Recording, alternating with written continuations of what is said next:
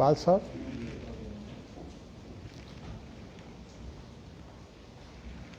وہ جی ہے نا کتاب تدریب الراوی کا ترجمہ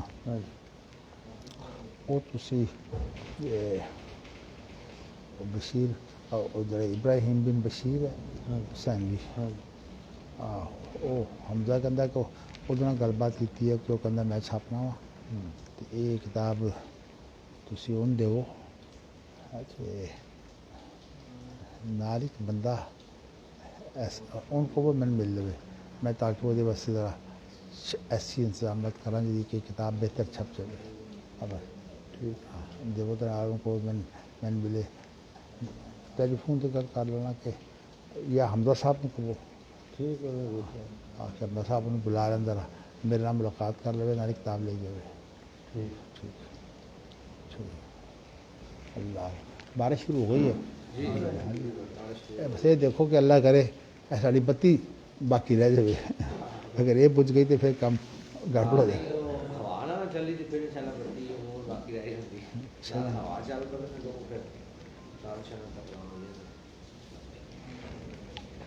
چلو جی اللہ بڑا مہربان ہے ماشاء اللہ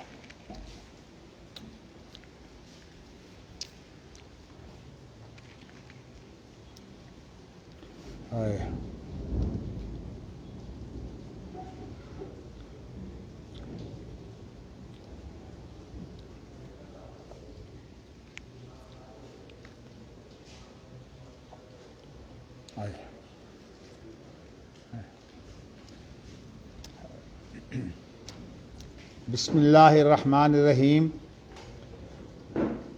باب الامام یأتی قوما فیصلح بینہم اللہ اکبر اللہ اکبر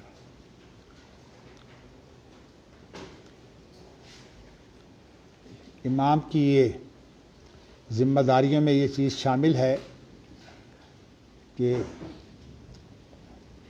معاملات کے اندر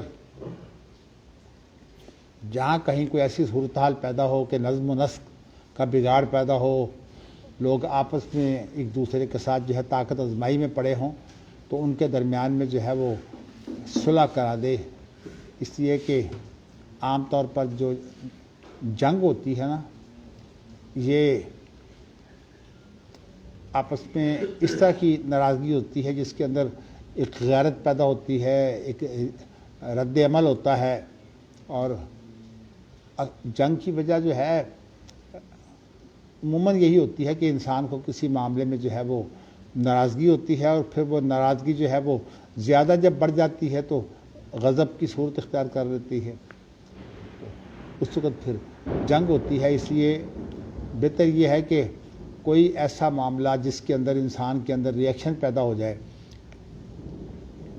آپ نے جو ہے وہ ایک واقعہ تو یہ سنا ہوگا کہ نبی اکرم صلی اللہ علیہ وسلم کسی سفر میں تھے آپ تو اس سفر میں جو ہے وہ کوئی ایسی صورتحال پیدا ہوئی کہ کسی نے جو ہے وہ دوسرے کے متعلق جو بات کہی اسے وہ بات جو ہے وہ پسند نہیں تھی اس کے اندر جو ہے وہ ریئیکشن پیدا ہوا تو بات یہاں تک پہنچ گئی کہ وہ جو اوس اور خزرج کی جو ہے نا لڑائیاں تھیں جو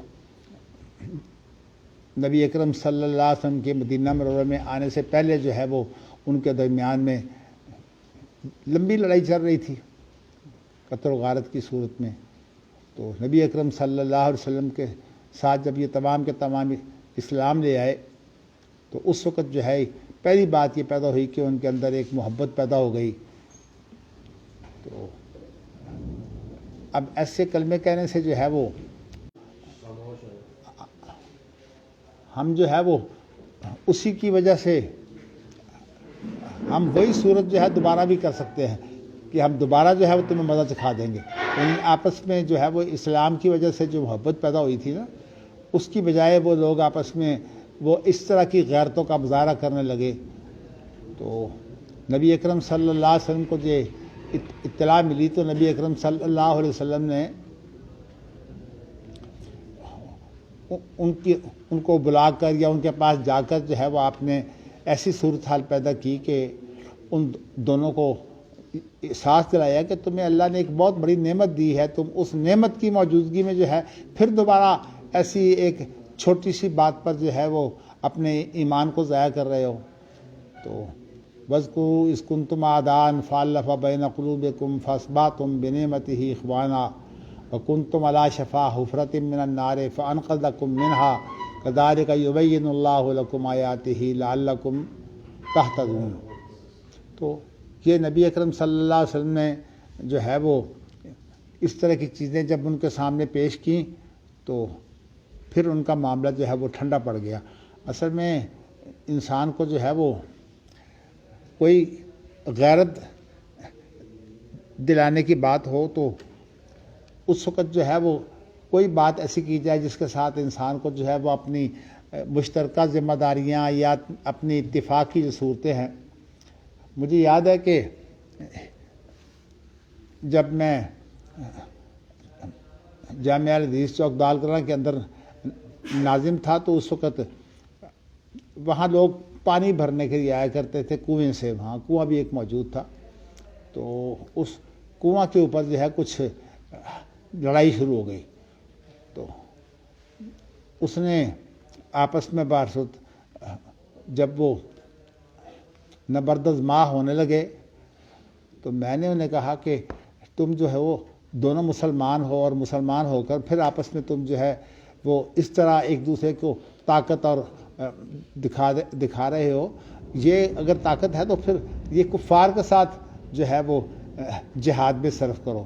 تو اس طرح کی میں نے غیرت دلائی تو اللہ کا شکر ہے کہ ان دونوں کو سمجھ آ گئی، ان کی لڑائی بند ہو گئی. تو اس طرح کے بعد معاملات ہوتے ہیں اور اس موقع پر جو ہے وہ کوئی ایسی حکمت عملی استعمال کی جائے تو معاملہ یہ ہے کہ امام کی یہ بھی ذمہ داری ہے کہ یہ نہیں ہے کہ لوگ لڑتے رہیں اور امام کہے کہ کوئی بات نہیں مجھے کیا پرواہ ہے. یہ آپس میں لڑیں گے، آپس میں ایک دوسرے کا نقصان کریں گے. تو امام بخاری نے یہ باور کروایا ہے کہ نہیں، امام کی یہ ذمہ داری ہے کہ وہ آئے اور جو ہے وہ ان کے درمیان میں صلح کروائے. ویسے تو آپ امام بخاری کو جانتے ہیں کہ امام بخاری جو ہیں ان کا انداز فقہ کا یہ نہیں ہوتا جو اہل الرائے کا فقہ کا انداز ہے. اہل الرائے کے نزدیک تو اجتہاد کے بعد جو اس کا ثمرہ اور نتیجہ ہوتا ہے اس کو فقہ کہا جاتا ہے، جبکہ اہل الحدیث کے ہاں فقہ یہ نہیں ہے. اہل الحدیث کے ہاں تو فقہ یہ ہے کہ جب کتاب و سنت میں غور و فکر کیا جاتا ہے اور اس کے لیے محنت کی جاتی ہے تو اس وقت جو ہے پھر جو اجتہاد کیا جاتا ہے یعنی مراد اس سے فعل ہوتا ہے نہ کہ اس کا حاصل. عام طور پر یہ چیزیں جو ہیں یہ ایسی ہوتی ہیں کہ ان کے اندر مغالطہ پیدا ہو جاتا ہے کہ مراد فعل ہے یا مراد اس کا نتیجہ ہے. فعل کا نتیجہ جو ہوتا ہے وہ تو مفعول بھی کہلاتا ہے اور جو خود فعل ہوتا ہے، میں اس کی مثال ذرا آپ کو اس طرح کی دینا چاہتا ہوں. جو امام بخاری رحمۃ اللہ علیہ کو جو ہے وہ ایک بڑی آزمائش آ گئی تھی. آزمائش کی صورت یہ تھی کہ امام بخاری کے ساتھ کچھ لوگوں کو جو ہے وہ آپس میں دوری تھی معاصرت کی وجہ سے. یعنی ایک زمانہ کے اندر جب آپس میں تھوڑا سا مقابلہ ہو جاتا ہے نا، ایک سمجھتا ہے کہ بھئی میری عزت کم ہو رہی ہے اور دوسرے کی عزت زیادہ ہو رہی ہے، تو اس طرح سے جو ہے وہ ایک نفرت پیدا ہوتی ہے اور یہی نفرت جو ہے یہ انسان کا توازن جو ہے وہ کھو دیتی ہے. تو میں آپ کو جو ہے وہ ایک واقعہ سے جو خاص طور پر امام بخاری کے لیے بہت ہی نازک ثابت ہوا، وہ یہ تھا کہ امام بخاری نے چونکہ ایک کتاب لکھی تھی خلق و افعال العباد،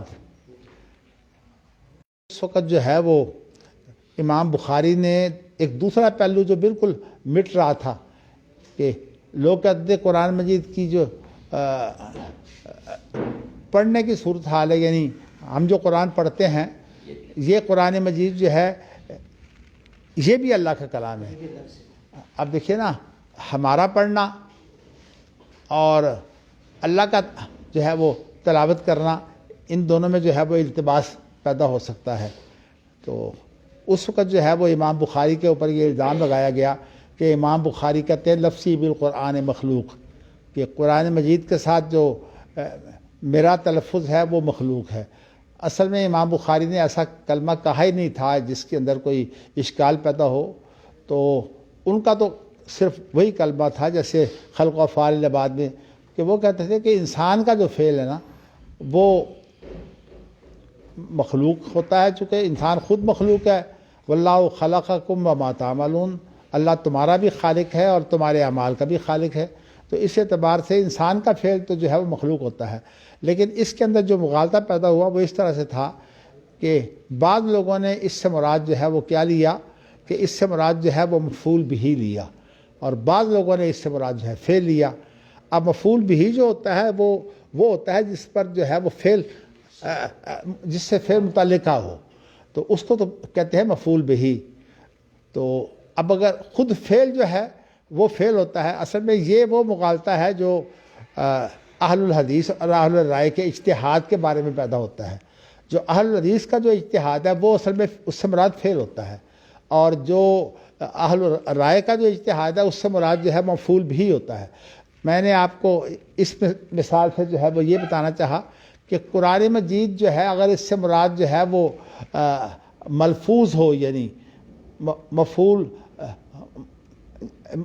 ہو اگر اس سے مراد، تو یہ کیا ہوگا کہ اس وقت تو یہ غیر مخلوق ہوگا، اس لیے کہ قرآن مجید ہے نا اس سے مراد۔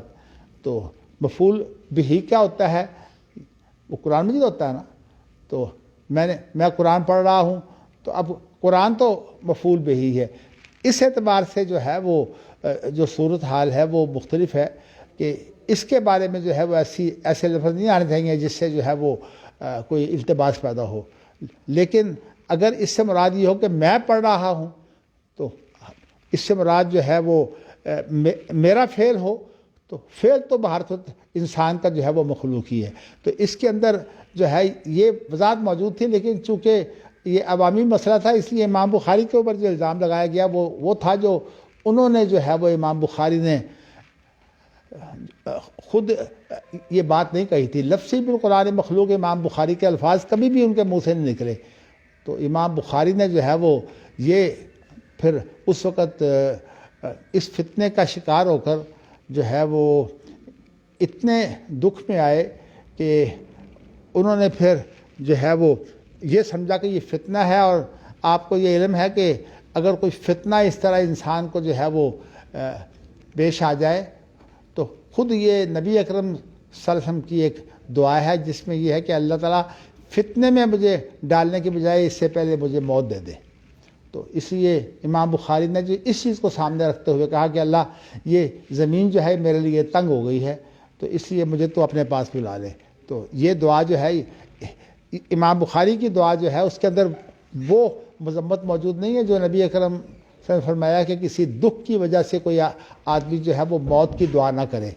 اگر اسے جو ہے وہ کسی بیماری کی وجہ سے، کسی تکلیف کی وجہ سے اتنی تکلیف ہوئی ہے کہ وہ چاہتا ہے کہ اب مجھے موت ہی آ جائے، تو اس وقت جو ہے وہ اس کے لیے صرف اتنا جائز ہے کہ وہ کہے اللہ میرے لیے اگر موت بہتر ہے تو مجھے موت دے دے، اور اگر میرے لیے موت جو ہے جی زندگی بہتر ہے تو مجھے زندگی دے، اور اگر موت بہتر ہے تو مجھے موت دے۔ تو یہ اس طرح کا جو ہے وہ نبی اکرم صلی اللہ علیہ وسلم نے سکھایا ہے۔ لیکن ایک صورت ہے کہ فتنہ میں انسان پڑ جائے۔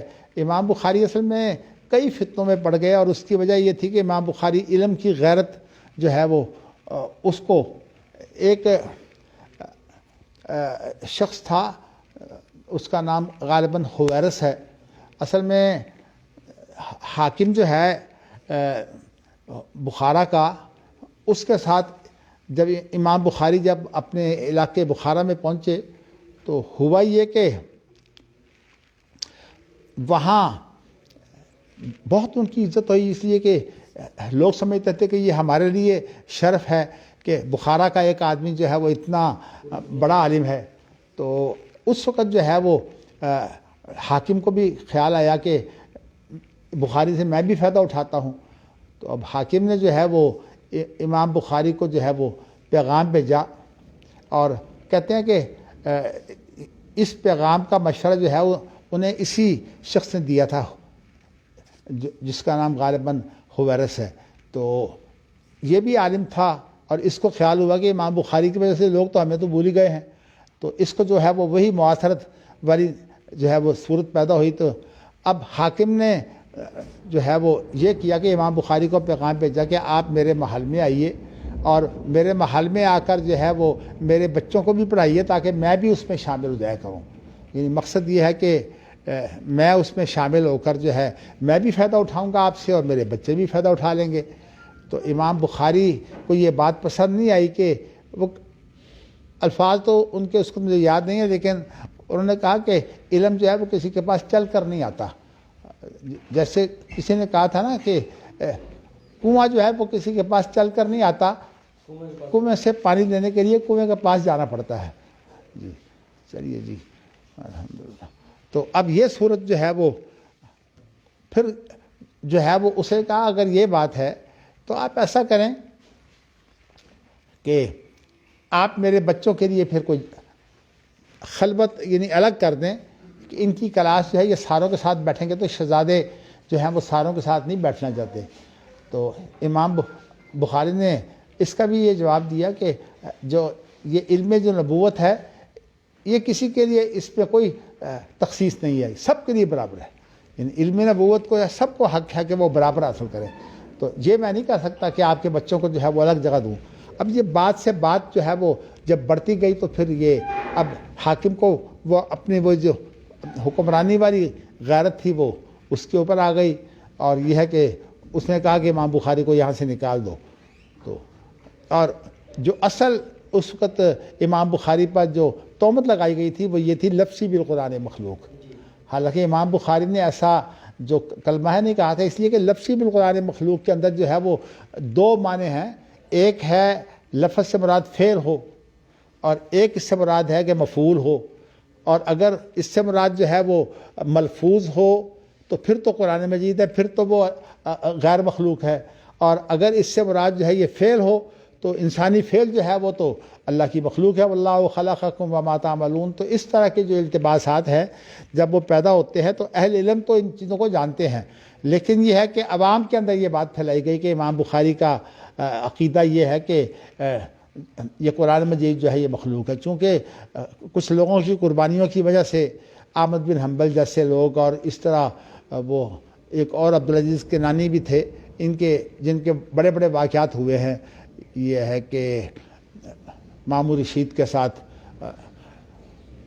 اس لیے کہ مامون رشید نے یہ فتنہ اصل میں پیدا کر دیا تھا کہ وہ فلاسفہ سے جب متاثر ہوا تو اس نے کہا کہ تمام علماء کو جو ہے وہ اب وہی بات اختیار کرنی چاہیے جو مجھے سمجھ آئی ہے. تو یہ اصل میں حکام کو ہمیشہ مغالطہ ہو جاتا ہے کہ جو شریعت ہے وہ بھی ہمارے تابع ہے، حالانکہ حکام کے تابع شریعت نہیں ہوتی. اور یہ میں آپ کو شاید بتا چکا ہوں کہ جمہوریت کے اندر جو اسلام کی مخالفت ہے وہ یہی ہے کہ جمہوریت کے اندر جو ہے وہ اصل رائے ہوتی ہے عوام کی، اور عوام کی رائے کا جو طریقہ کار ہے ان کے ہاں وہ یہ ہے کہ عوام ایک آدمی کو جو ہے وہ ایک علاقے سے منتخب کر لیتے ہیں، اور منتخب کرنے کے بعد پھر جو ہے وہ اس کو پوری جو مملکت ہے، جو حکومت ہے، اس کا نمائندہ بنا دیتے ہیں. حالانکہ یہ بات جو ہے وہ اگر آپ دیکھیے تو عقلی طور پر بھی غلط ہے.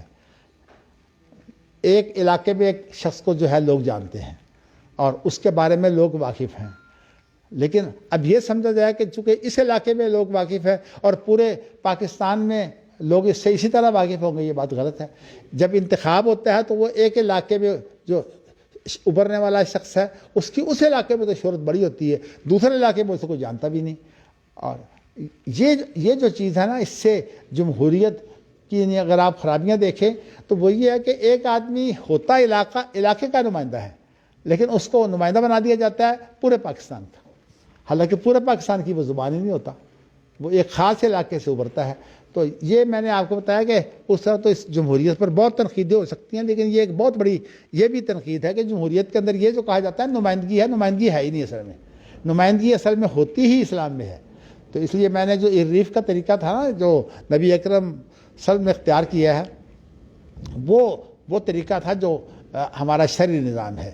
اور یہ جمہوریت کا جو طریقہ ہے، اس کے اندر کہا جاتا ہے کہ یہ نمائندگان، دیکھیں نا قرارداد مقاصد کے اندر کیا الفاظ ہیں، اس کے اندر الفاظ یہ ہیں کہ چونکہ اللہ کائنات کا جو ہے وہ اقتدار اعلیٰ ہے، یعنی مقتدر اعلیٰ جو ہے وہ اللہ ہے پوری کائنات کا، اور اللہ نے جو ہے وہ اپنا اقتدار اعلیٰ جو ہے وہ اپنا عوام کے ذریعے سے جو عوامی نمائندے ہیں، یعنی اسمبلیوں کے ممبران، ان کو دے دیا ہے۔ سب سے پہلے تو بات یہ ہے کہ اللہ کا اقتدار اعلیٰ عوام کے پاس آیا، عوام کے پاس اللہ کا اقتدار اعلیٰ اگر آ جائے تو وہ تو خود جو ہے سارے کے سارے اللہ کے شریک بن جائیں گے۔ اللہ کا اقتدار اعلیٰ تو اللہ کا وصف ہے، اور وہ کسی کو جو ہے وہ دوسری بات ایک اور بھی ہے، یہ بات اصل میں لمبی ہو رہی ہے، میں نہیں چاہتا، ویسے اس کے بارے میں جو ہے وہ آپ ایک مضمون کا اگر مطالعہ کریں تو آپ کو وہ چیزیں مل جائیں گی۔ حافظ سعید کا نام سے ایک مضمون چھپا ہوا ہے، اس کے اندر جو ہے وہ ملت کا جو تصور ہے، یہ ہے وہی دور جب شریعت بل کی بات ہو رہی تھی، تو اس وقت جو ہے وہ اس کے اندر اس مضمون میں یہ چھپا تھا کہ اسلام کے اندر ایک خاص علاقے کے تھے، تو نبی نے کہا کہ جب یہ علاقے کے ہیں تو اب یہاں علاقائی نمائندگی کی ضرورت ہے، لیکن اسلام کے اندر جو عام صورتحال ہوتی ہے وہ ملی نمائندگی کی ہوتی ہے، اور ملی نمائندگی کی صورت یہ ہوتی ہے کہ وہ پورے مسلمانوں کا نمائندہ ہوتا ہے۔ آپ نبی اکرم صلی اللہ علیہ وسلم کے زمانہ میں جو لوگ آپ کے قریب ہوا کرتے تھے نا، وہ ملی رہنما تھے، وہ علاقائی رہنما نہیں ہوتے تھے۔ ورنہ سوال پیدا ہوتا ہے کہ نبی اکرم صلی اللہ علیہ وسلم نے جو مشورے کیے ہیں وہ آپ نے علاقے کے جو اہم لوگ ہیں، علاقوں کے مختلف علاقوں کے اہم لوگ، ان کو بلائے نہیں کبھی، اور آپ مدینہ میں بیٹھے ہوئے جو ہے وہ آپ لوگوں سے مشورہ کرتے۔ اصل میں بات یہ ہے کہ مدینہ کے اندر وہ تمام کے تمام لوگ جمع ہو گئے تھے، اس لیے کہ نبی اکرم صلی اللہ علیہ وسلم کا یہ حکم تھا کہ جب بھی کوئی شخص مسلمان ہوتا ہے، وہ بڑا ہو یا چھوٹا، وہ مدینہ منورہ سے آ کر جو ہے وہ رابطہ رکھے۔ مدینہ منورہ میں پہنچے، اور یا تو آپ اس کو، اگر وہ چاہتا مدینہ میں رہنا تو یہ تو اس کی ہجرت شمار ہوتی، اور اگر وہ اپنے علاقے میں جا کر کام کر کے جو ہے وہ وہاں اسلام کی بات کرنا چاہتا ہے، جیسے کہ عشائرہ جو عشری لوگ ہیں ان کی بات ہے کہ انہوں نے جو ہے وہ اپنے علاقے میں جا کر جو ہے وہ کام کیا تھا، اور اللہ تعالیٰ نے اس علاقے کو جو ہے وہ یعنی اس برادری کو جو ہے عشری برادری، اس سب کو مسلمان کر دیا تھا۔ اور یہ عشری برادری جو ہے یہ بڑی برکت والی برادری تھی۔ میں آپ کو یہ بتا چکا ہوں کہ ان کا برادرانہ وہاں جو عرف تھا وہ یہ تھا کہ جب ان کے ہاں جو ہے وہ کوئی قید پڑتا یا کسی چیز کی کمی ہو جاتی تو یہ کرتے کیا کہ یہ ساروں کو کہتے کہ تمہارے پاس جو کچھ بھی ہے وہ لے لو، اور اس کے بعد جو ہے وہ اس کو اکٹھا کر کے پھر اس کے بعد جو ہے وہ اس کو تقسیم کرتے۔ تو صحیح بخاری میں ایسے ابواب بھی ہیں کہ جن کے اندر اس بات کا اظہار ہے کہ جب مال سب کا اکٹھا ہو جائے تو اس وقت پھر کوئی شخص یہ دعویٰ کرے کہ میرا مال زیادہ تھا اس لیے میں زیادہ آ کے رکھتا ہوں، یہ بات ختم ہو جاتی ہے۔ جب مال اکٹھا ہو جاتا ہے تو سب برابر ہو جاتے ہیں۔ تو یہ ایک عشری لوگوں میں جو خوبی تھی، اللہ کے رسول نے جو ہے وہ اس کو بڑا پسند کیا، اگرچہ آپ نے اس کو عام حالات میں جو ہے وہ استعمال نہیں کیا، آپ نے ہنگامی حالات میں سفر ہو یا کوئی اور اس طرح کا حادثہ ہو جیسے قید ہو تو اس موقع پر آپ نے استعمال کیا ہے، اس لیے اس کو ہم عام اصول نہیں بنا سکتے، اس کو جو ہے وہ ہنگامی حالات میں جو ہے وہ اس ضابطے کو جو ہے وہ اختیار کیا جا سکتا ہے۔ تو خیر بات جو ہے وہ دور نکل رہی ہے، میں آپ کو یہ بتا رہا تھا کہ یہ قرارداد مقاصد جو ہے ہم تو اس کا ایک اور مفہوم لیتے ہیں کہ اس کے اندر جو ہے وہ چونکہ اللہ تعالیٰ کی بات کہی گئی ہے، لیکن بات یہ ہے کہ جس بھونڈے طریقہ سے جو اللہ کی بات کر کے پھر اس کے بعد جو ہے وہ عوام کو جو ہے وہ اللہ کا اقتدار اعلیٰ دیا گیا ہے. حالانکہ میں بتانا ہی چاہتا ہوں کہ اقتدار اعلیٰ کا تو جھگڑا ہی نہیں ہے اسلام کے اندر. بلا ہو اسلم من فی السماوات والارض طوعا وکرہا، یعنی اللہ تعالیٰ کی تمام مخلوق اور خاص طور پر جو ذوی العقول ہے، من جو ہے وہ اس کا اظہار ہے، وہ تمام کے تمام جو ہے یہ خوش ہوں یا ناخوش سارے ہی اللہ کے تابع ہیں. یعنی اللہ کے سامنے قوت کسی کی بھی کام نہیں کرتی. تو اس لیے اقتدار اعلیٰ کا مسئلہ تو ہے ہی نہیں، چونکہ یہ ہے بھی توحید ربوبیت کا مسئلہ، اور چونکہ توحید الوہیت کے اندر ہوتا ہے ارادہ اور اس میں اطاعت پائی جاتی ہے. تو اس لیے اصل میں اللہ تعالیٰ کی جو توحید ہمیں ماننی ہے وہ توحید الوہیت ہے، اور توحید الوہیت کا مسئلہ بالکل اور ہے. اس میں یہ ہے کہ اللہ ہمارا معبود ہے اور ہم جو ہے وہ اللہ تعالیٰ کے بندے ہیں. تو اس لیے میں نے اس مضمون کے اندر فرق واضح کیے ہیں کہ اسلامی تصورات کیا ہیں توحید کے، اور اسی طرح جو ہے وہ حکومت کے تصورات کیا ہیں. اگرچہ میں نے اس پر آپ کو ایک لیکچر چند روز پہلے دیا تھا، لیکن آج میں اس کے کچھ مزید گوشے جو ہیں وہ آپ کے سامنے کھول رہا ہوں. تو ہمارے ہاں جو ہے یہ صورتحال پیدا ہوئی ہے کہ وہ نمائندے جو اسمبلیوں کے اندر ہوتے ہیں وہ اللہ کے نائب بن جاتے ہیں. حالانکہ میں نے آپ کو بتایا کہ جمہوریت کے اندر تو نمائندگی حقیقی ہے ہی نہیں، وہ نمائندگی ہی علاقائی ہے. تو اس لیے اسلام کے اندر جو نمائندگی ہے وہ اصل میں ملت کی بنیاد پر جو ہے وہ جو لوگ نمایاں ہوتے ہیں، تو اس لیے وہی اس قابل ہوتے ہیں کہ ان کو مشورے میں ان سے مشورہ کیا جائے. اس لیے کہ اسلام کا جو اجتماعی نظام ہے اس کے لیے جو بہترین لفظ ہے وہ ملت کا ہے. تو اس اعتبار سے ویسے تو اس مضمون کو آپ پڑھیں گے تو یہ چیزیں آپ کو سمجھ آئیں گی. اللہ تعالیٰ نے ایسے حالات پیدا کر دیے کہ ہم نے ایسے تصورات کو جو ہے وہ اجاگر کیا، اور اللہ تعالیٰ نے پھر ان کو پذیرائی بھی دی. لیکن یہ ہے کہ ہمارے ہاں چونکہ عام جہالت ہے اس لیے لوگ ان فرقوں کو نہیں سمجھتے. تو میں نے آپ کو بتایا ہے کہ اسلام کا جو تصور ہے نا کہ اسمبلی جو ہے، اسمبلی کو کوئی اختیار نہیں ہے کہ وہ کوئی شریعت کی قانون سازی تو ویسے ہی بیکار سی چیز ہے، لیکن اگر آپ جو ہے وہ انتظامی معاملات میں جو ہے وہ چاہتے ہیں کہ شریعت آئے تو اس انتظامی معاملات میں یہ ہے کہ شریعت کی کوئی چیز جو ہے منافی نہیں ہو سکتی.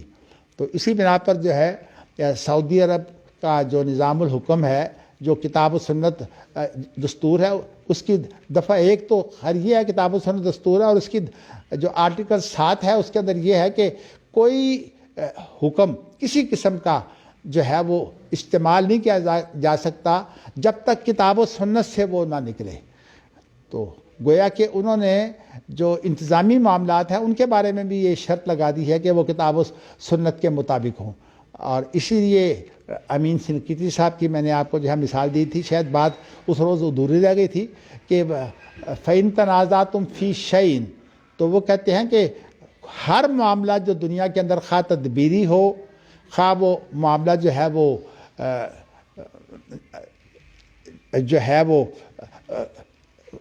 یعنی اطاعت کا ہو، شریعت کا ہو یا تدبیری معاملہ ہو، تو اس کے اندر جو ہے وہ کتاب و سنت سے آپ کو تمام مسائل کا حل ملے گا. یعنی گویا کہ تدبیری معاملات کے سلسلے میں بھی کتاب و سنت جو ہے یہ ہمارے لیے ایک اتھارٹی ہے. یہ اصل میں بہت نازک سا موضوع ہے، لیکن اگر اس موضوع کو میں مکمل کرنے کے لیے آپ کو ایک مثال سے سمجھاؤں تو آپ کو یہ بات زیادہ سمجھ آئے گی. آپ دیکھیے کہ نبی اکرم صلی اللہ علیہ وسلم نے جو ہے وہ ایک موقع پر یہ صحابہ سے کہا کہ اگر آپ یہ پیوند کاری نہ کریں تو کیا یہ بہتر نہیں ہے؟ مقصد یہ تھا کہ اللہ نے اس کو پیدا کرنا ہے اور یہ تو پیداوار اللہ کے ہاتھ میں ہے، تو اس لیے پیوند کاری یعنی اس قسم کی تدبیروں کی کیا ضرورت ہے؟ اللہ پر توکل ہونا چاہیے. آپ نے گویا کہ اس کو توکل سمجھا اور توکل سمجھ کر جو ہے وہ آپ نے لوگوں سے کہا. لیکن صورتحال یہ ہے کہ جو تدبیر وہ کیا کرتے تھے پیوند کاری والی، وہ انہوں نے چھوڑ دی نبی اکرم صلی اللہ علیہ وسلم کی. وہ تو ہدایت کو ہمیشہ جو ہے وہ اللہ کی طرف سے سمجھتے تھے, تو اس لیے نبی اکرم صلی اللہ علیہ وسلم کی اس ہدایت کو انہوں نے اللہ کی طرف سے سمجھا, اور انہوں نے جو ہے وہ جب یہ چھوڑ دی تو اس سال جب کھجوریں پیدا ہوئیں تو نہ تو وہ یعنی ویسے اس انداز کی تھیں دیکھنے میں جو ہے وہ بڑی بڑی کھجور ہوتی ہے, اور اسی طرح جو ہے وہ پھل پیدا بھی کم ہوا. تو پھر انہوں نے آ کر نبی اکرم صلی اللہ علیہ وسلم سے کہا کہ جی ہم نے آپ کے کہنے کے مطابق یہ کام کیا تھا, لیکن ہمارا تو پھل جو ہے وہ ٹھیک پیدا نہیں ہوا. تو نبی اکرم صلی اللہ علیہ وسلم نے فرمایا کہ میں تمہاری طرح کا ایک انسان ہوں, جب میں تمہیں دین کے معاملے میں کوئی بات کہوں تو وہ تو تم اپنی طاقت پوری کی پوری استعمال کر کے اس طاقت کے مطابق جو ہے اس کو بجا لاؤ, فاتقوا اللہ ما استطعتم. لیکن اگر میں کوئی تمہیں دنیا کی کوئی بات کہوں تو دنیا کی بات میں جو ہے وہ تجربے کی بھی ایک اہمیت ہے. تو گویا کہ نبی اکرم سے فرمایا کہ تجربہ جو ہوتا ہے وہ شریعت کے منافی نہیں ہوتا. یہاں یہ ایک بڑا اہم تصور ہے, اس لیے کہ ہمارے ہاں جتنے بھی علوم ہیں جو خواہ وہ ہماری انسانی زندگی سے متعلق سماج سے متعلقہ علوم ہوں, جیسے کہ آپ دیکھتے ہیں کہ معاشیات ہے, اسی طرح یہ سوشیالوجی ہے, عمرانیات, اسی طرح سیاست, قانون وغیرہ. خیر قانون تو خالص معاملہ ہے ہی شریعت کا, لیکن یہ جو علوم ہیں ان کے اندر تجرباتی طور پر لوگوں نے بڑا کام کیا ہے. تو اصل میں اسلام تجربے کا مخالف نہیں ہے, اسلام جو ہے وہ تجربے کو بھی ساتھ میں لاتا ہے. تو اس اعتبار سے اس چیز کو جو ہے وہ نوٹ رکھیں کہ دنیاوی علوم جو ہیں وہ اس وقت تک بیکار ہیں جب تک کہ وہ قرآن کی بنیاد پر یا وحی کی بنیاد پر جو ہے ان کو حل نہیں کیا جاتا. اور اگر ان کی بنیاد جو ہے ان کے ساتھ وحی کی بنیاد شامل ہو جائے تو پھر یہ تمام کے تمام علوم جو ہیں یہ تجربے مفید ہو سکتے ہیں.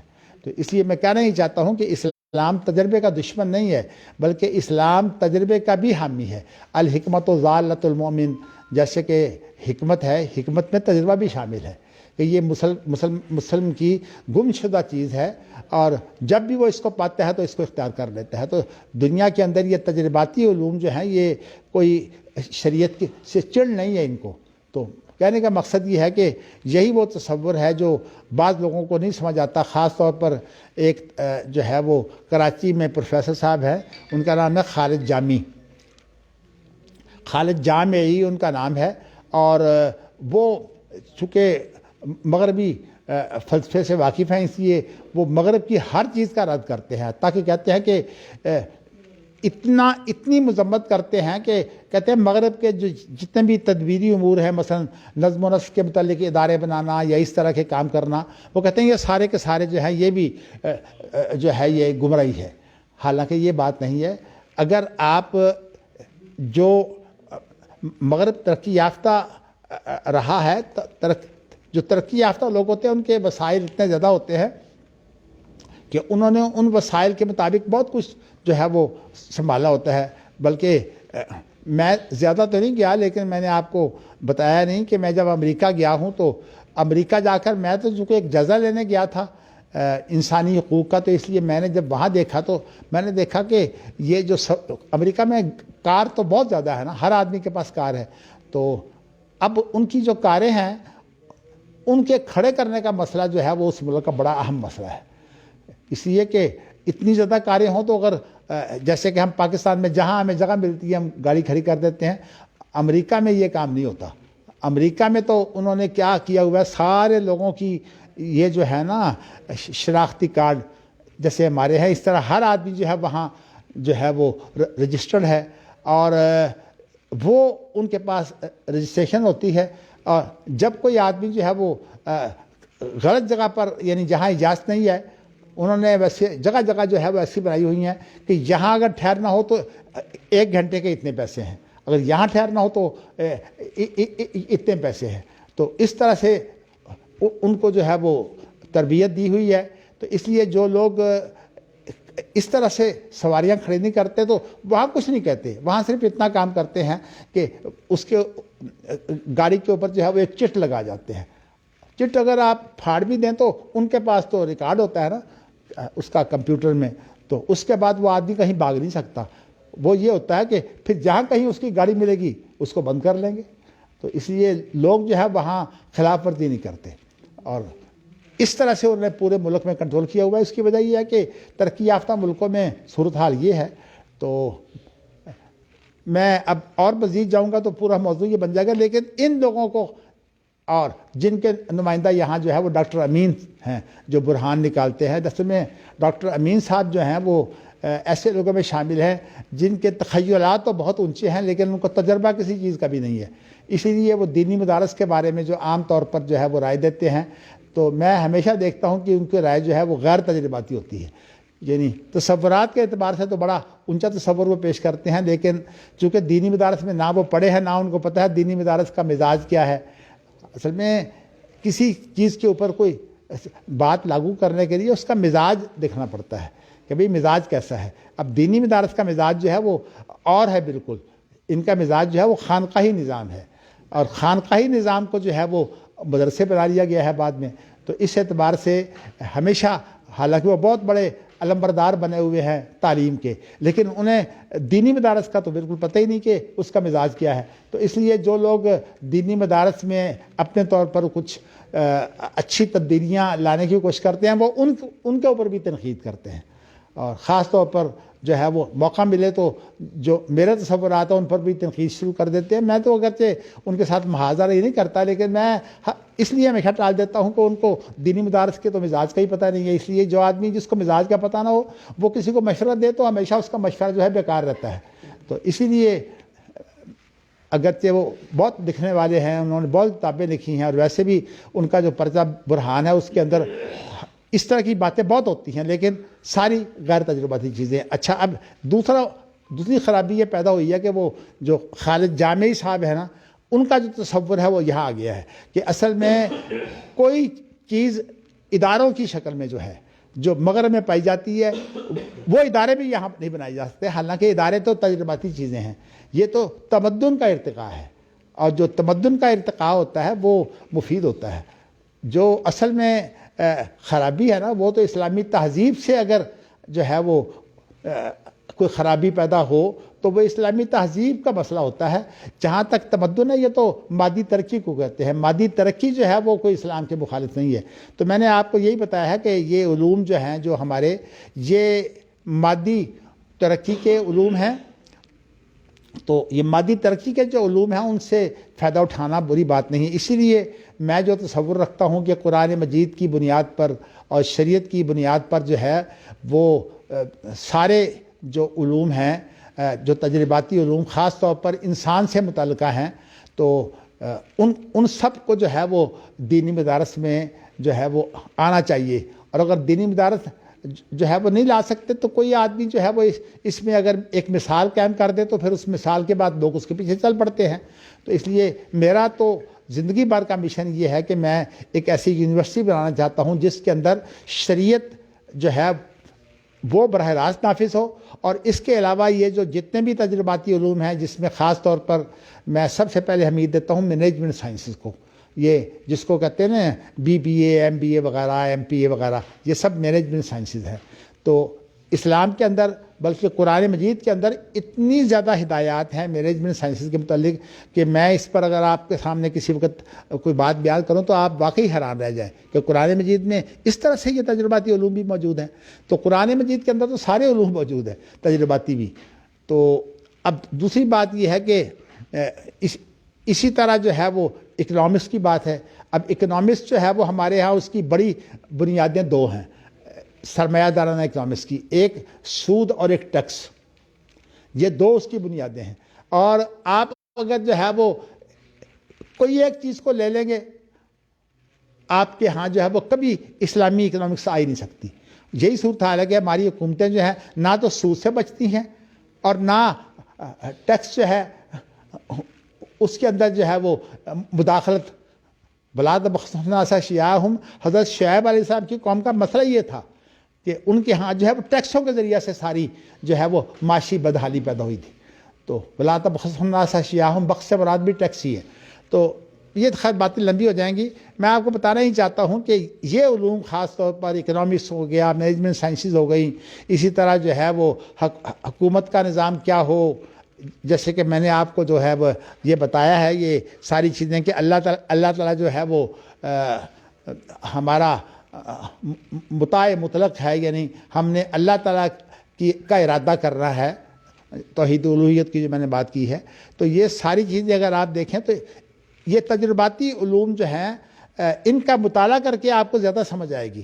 تو میں نے آپ کو اپنے بارے میں بھی بتایا ہے کہ میں نے تقریباً 50 سال ان تجرباتی علوم کا مطالعہ کیا ہے، لیکن اس نظر سے کیا ہے کہ قرآن مجید سے کہاں یہ جو ہے وہ قرآن و حدیث سے ان کا جو ہے وہ کیا جوڑ ہے. جو اس کے مخالف ہیں وہ تو میں سمجھتا ہوں غلط ہیں، لیکن جو اس کے مطابق ہیں ان سے آپ فائدہ اٹھا سکتے ہیں. اور خود نبی اکرم صلی اللہ علیہ وسلم نے دیکھیے ان چیزوں کو استعمال کیا ہے. آپ یہ دیکھیے کہ غلامی نبی اکرم صلی اللہ علیہ وسلم نے شروع نہیں کی، لیکن آپ کے زمانے میں غلامی موجود تھی.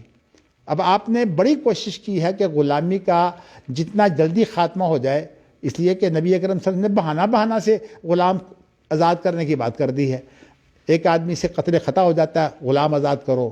ایک آدمی سے جو ہے وہ اس نے قسم کھائی ہے، وہ توڑنا چاہتا ہے، تو سب سے پہلے غلام آزاد کرو. اگر ایک آدمی نے اپنی بیوی کو ماں بہن سے تشبیہ دے دی ہے تو سب سے پہلی بات یہ ہے غلام آزاد کرو. یعنی آپ دیکھیں قرآن مجید میں کس طرح سے جگہ جگہ جو ہے وہ آزاد غلام کرنے کی بات کی ہے. یہ ایک فضیلت والی بات ہے. مقصد یہ ہے کہ نبی اکرم صلی اللہ علیہ وسلم نے کسی بھی معاملے کو جو کسی معاشرے میں رائج ہو اس کو فوراً ختم نہیں کیا، بلکہ تدریج کے ساتھ ختم کیا ہے. جیسے کہ اب یہ غلامی کا مسئلہ ہے، آپ کے زمانے میں تو یہ ختم ہی نہیں ہوا، بلکہ آپ کے بعد بھی ایک عرصہ تک یہ غلامی چلتی رہی ہے. پھر اس کے بعد ایک وقت آیا جب کہ غلامی جو ہے وہ ختم ہو گئی. تو میں آپ کو بتانا ہی چاہتا ہوں کہ اسلام جو تجرباتی چیزیں ہیں، اگر ان کے اندر کچھ قباحت کی ہو تو اس کو فوراً نہیں چھڑواتا، تاکہ لوگوں کے ہاں جو ہے وہ تدریج. جیسے کہ آپ دیکھیے نا، جب شراب حرام کی ہے تو اس وقت آپ نے فوری طور پر یہ کہہ دیا کہ اس طرح کے جو برتن ہیں جن کے اندر شراب بنتی ہے یا استعمال ہوتی ہے وہ سارے کے سارے توڑ دیے جائیں.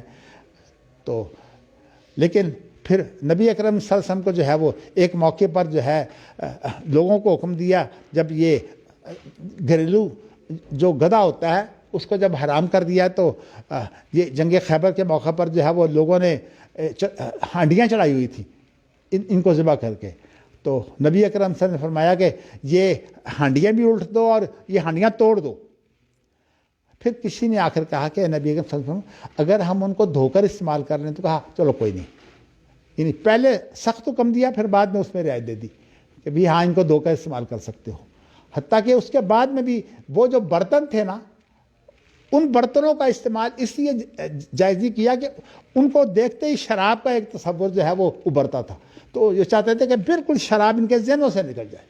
اور اس لیے حضرت عائشہ رضی اللہ تعالیٰ عنہا کہتی ہیں کہ اگر نبی اکرم صلی اللہ علیہ وسلم جو ہے وہ لوگوں سے اسلام کی پہلی تعلیم میں یہ کہتے ہیں نا کہ تم چوری نہ کرو، بدکاری نہ کرو، شراب نہ پیو، تو لوگوں نے قطعاً نہیں ماننا تھا.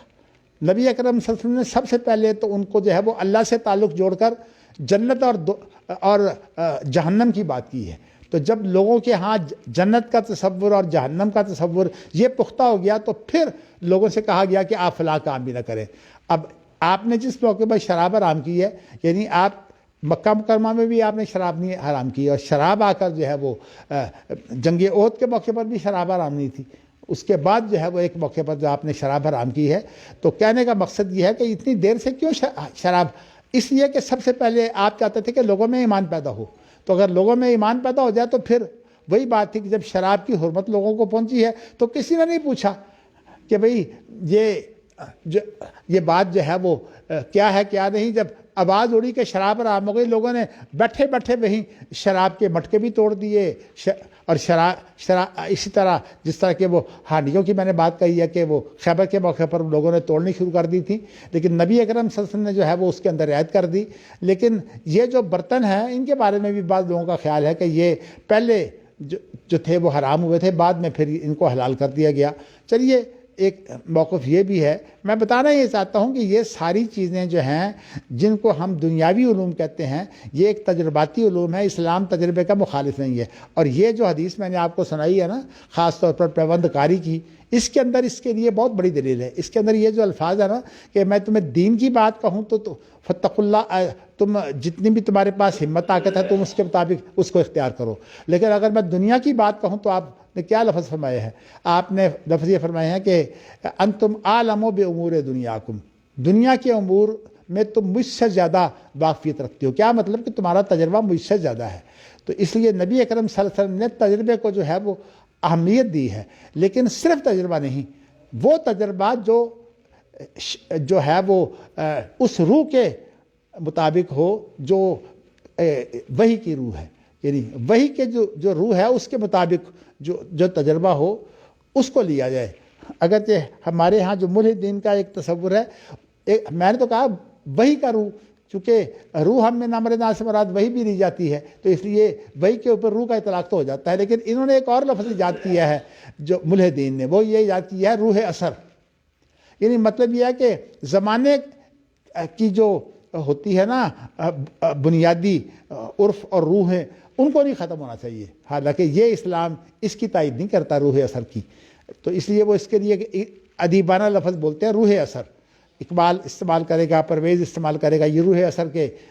تو میں بتانا ہی چاہتا ہوں کہ اصل میں یہ تصورات جو کہ بہت لمبے چوڑے ہیں، اس لیے آپ کو تو شاید سمجھنے بھی مشکل پیش آئے، لیکن میں نے آپ کو اشارے اس لیے کر دیے ہیں تاکہ آپ کو علم ہو کہ یہ تمام کی تمام چیزیں، حتیٰ کہ سیاسیات اور اسی طرح جو ہے وہ معاشیات، عمرانیات، اب یہی وہ چیز ہے جو لوگ نہ سمجھنے کی وجہ سے مغالطے کھاتے ہیں۔ مثلا ہمارے ہاں یہ جو تنظیم سازی ہوتی ہے نا کہ بھئی فلاں نے تنظیم بنا لی، اور اس کے بعد وہ جماعتیں یہ کہتے ہیں کہ جی ہم لوگ جو ہیں وہ اب سب کچھ ہیں اور تمام لوگوں کو ہماری بیعت کرنی چاہیے۔ جیسے کہ میں آپ کو داعش کا جو بڑا مغالطہ ہے وہ پیش کرنا چاہتا ہوں، لیکن ساتھ ہی آپ کو ہمارے ملک کی جو تنظیمیں ہیں ان کا تصور بھی پیش کرنا چاہتا ہوں۔ شیخ ابن باز ہمارے ملکوں میں جو یہ اکثر جماعتیں تنظیمیں بنا لیتے ہیں نا، اس کے مخالف تھے، اور مخالف اس لیے تھے اصل میں کہ ان کی جو تنظیمیں ہیں ان کے اندر تصور جو ہے وہ کوئی مخصوص تصور نہیں ہوتا کہ انہوں نے کوئی ایک مخصوص جو ہے ذہن یا فکر جو ہے اس کو آگے پہنچانا ہوتا ہے۔ اب دیکھیے نا، مدارس جو ہوتے ہیں ان کے ہاں تو یہ بات ہوتی ہے کہ تعلیمی تصورات جو ہوتے ہیں یہ مدارس کے اپنے اپنے ہوتے ہیں، تو لیکن جہاں تک مثلا یہ نظم ہے نا، یہ نظم کے اعتبار سے یہ جو تنظیمیں ہیں نا، یہ کوئی عوامی تنظیمیں نہیں ہوتی، بلکہ یہ تنظیمیں جو ہوتی ہیں یہ ان کو بولتے ہیں کہ یہ سماجی تنظیمیں ہوتی ہیں، یعنی سماج کے بعض طبقے جو ہیں وہ اپنے مخصوص فن کو جو ہے وہ اہمیت دینے کے لیے جو ہے اکٹھے ہو جاتے ہیں۔ جیسے کہ اب ڈاکٹر جو ہیں وہ اکٹھے ہو جائیں، اسی طرح شکاری اکٹھے ہو جائیں، انجینئر اکٹھے ہو جائیں اور مل جل کر کام کریں، یہ جو ہے یہ سماجی تنظیمیں ہیں۔ اس لیے ان کا اس کے لیے جو لفظ استعمال کیا جاتا ہے وہ انجمن کا لفظ استعمال کیا جاتا ہے، اور انجمن کی عربی ہے جمعیت، یعنی آپ یوں سمجھیے کہ جمعیت اردیس جو ہے وہ ایک انجمن ہے۔ اور یہ جو تصور ہے نا کہ پاکستان میں ہماری انجمن کے علاوہ کوئی اور ہونا، یہ اصل میں تصور ہی غلط ہے، کہ جنہوں نے اپنے ایک مخصوص ذہن کو جو ہے وہ لوگوں کو دینا ہے وہ اپنے ذہن کی حد تک رہیں۔ اور یہ ہے کہ اگر کوئی تنظیم جو ہے وہ کراچی میں بنتی ہے، یا ایک آپ کا تصور ہے، ایک تصور کسی اور کا ہے، اگر اس تصور کو لے کر جو ہے وہ ایک انجمن بنا لیتا ہے تو اس کا کیا نقصان ہے؟ تو اصل میں ہو یہ رہا ہے کہ وہ ان تنظیموں کو بالکل داعش کی طرح کل سمجھ لیتے ہیں۔ اب داعش کی خرابی کیا ہے؟ داعش کی خرابی یہ ہے کہ انہوں نے جو علاقائی طور پر جو ہے وہ اپنے ایک شخص کو منتخب کیا جس نے دعویٰ کیا کہ میں جو ہے وہ شریعت کے مطابق حکومت کرنا چاہتا ہوں، لیکن انہوں نے اس کے لیے جو ہے پوری دنیا کو چیلنج کر دیا کہ دنیا میں جو شخص بھی ہے وہ جہاں کہیں ہے وہ آ کر ہماری بیعت کرے، گویا کہ انہوں نے اس کو خلافت کا جو ہے لباس پہنا دیا۔ حالانکہ خلافت کا لباس جو ہے وہ اس طرح نہیں ہوتا کہ ایک علاقائی شخص جو ہے وہ کسی علاقے میں موجود ہو اور اس کے بعد لوگ جو ہیں وہ جا کر جو ہے ان کے ہاتھ پر بیعت کر لیں۔ یہ چیز جو ہے یہ غلط ہے۔ طالبان کے ہاں بھی یہ غلطی ہوئی تھی کہ وہ ملا عمر کہنے لگے میں تو امیر المومنین ہوں. تو امیر المومنین کا معنی یہ ہے کہ دنیا بھر کے لوگ جو ہیں وہ میری بیعت کریں. داعش کے ہاں بھی یہی تصور ہے کہ وہ امیر المومنین بنے ہوئے ہیں اور وہ اسی طرح جو ہے وہ اسلام کے بارے میں جو تصورات ہیں، بلکہ بہت نازک تصورات ان کے ایسے ہیں جن کے بارے میں اب بات اگر لمبی کروں گا دور چل جائیں گے. دراصل یہ لوگوں کے جو تجرباتی علوم جو ہے نا ان سے ناواقفیت کی بنا پر لوگوں میں یہ مغالطے پیدا ہوتے ہیں.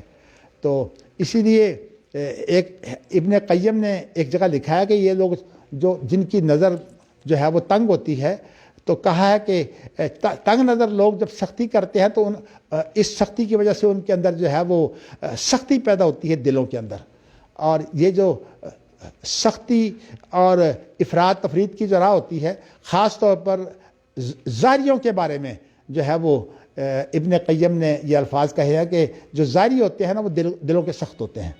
مطلب اصل میں یہ ہے کہ ظاہری ایک لفظ کو دیکھا اور اس کو لے کر جائے چل پڑے اور پھر اس کے بعد دلوں میں سختی آ جاتی ہے. آپ دیکھیے کہ ایسے لوگ جو ہے وہ بڑے جلدی فتوے دے کر جو ہے وہ لوگوں میں مشہور بھی ہو جاتے ہیں. اللہ تعالیٰ جو ہے وہ ہم سب کو ہدایت دے.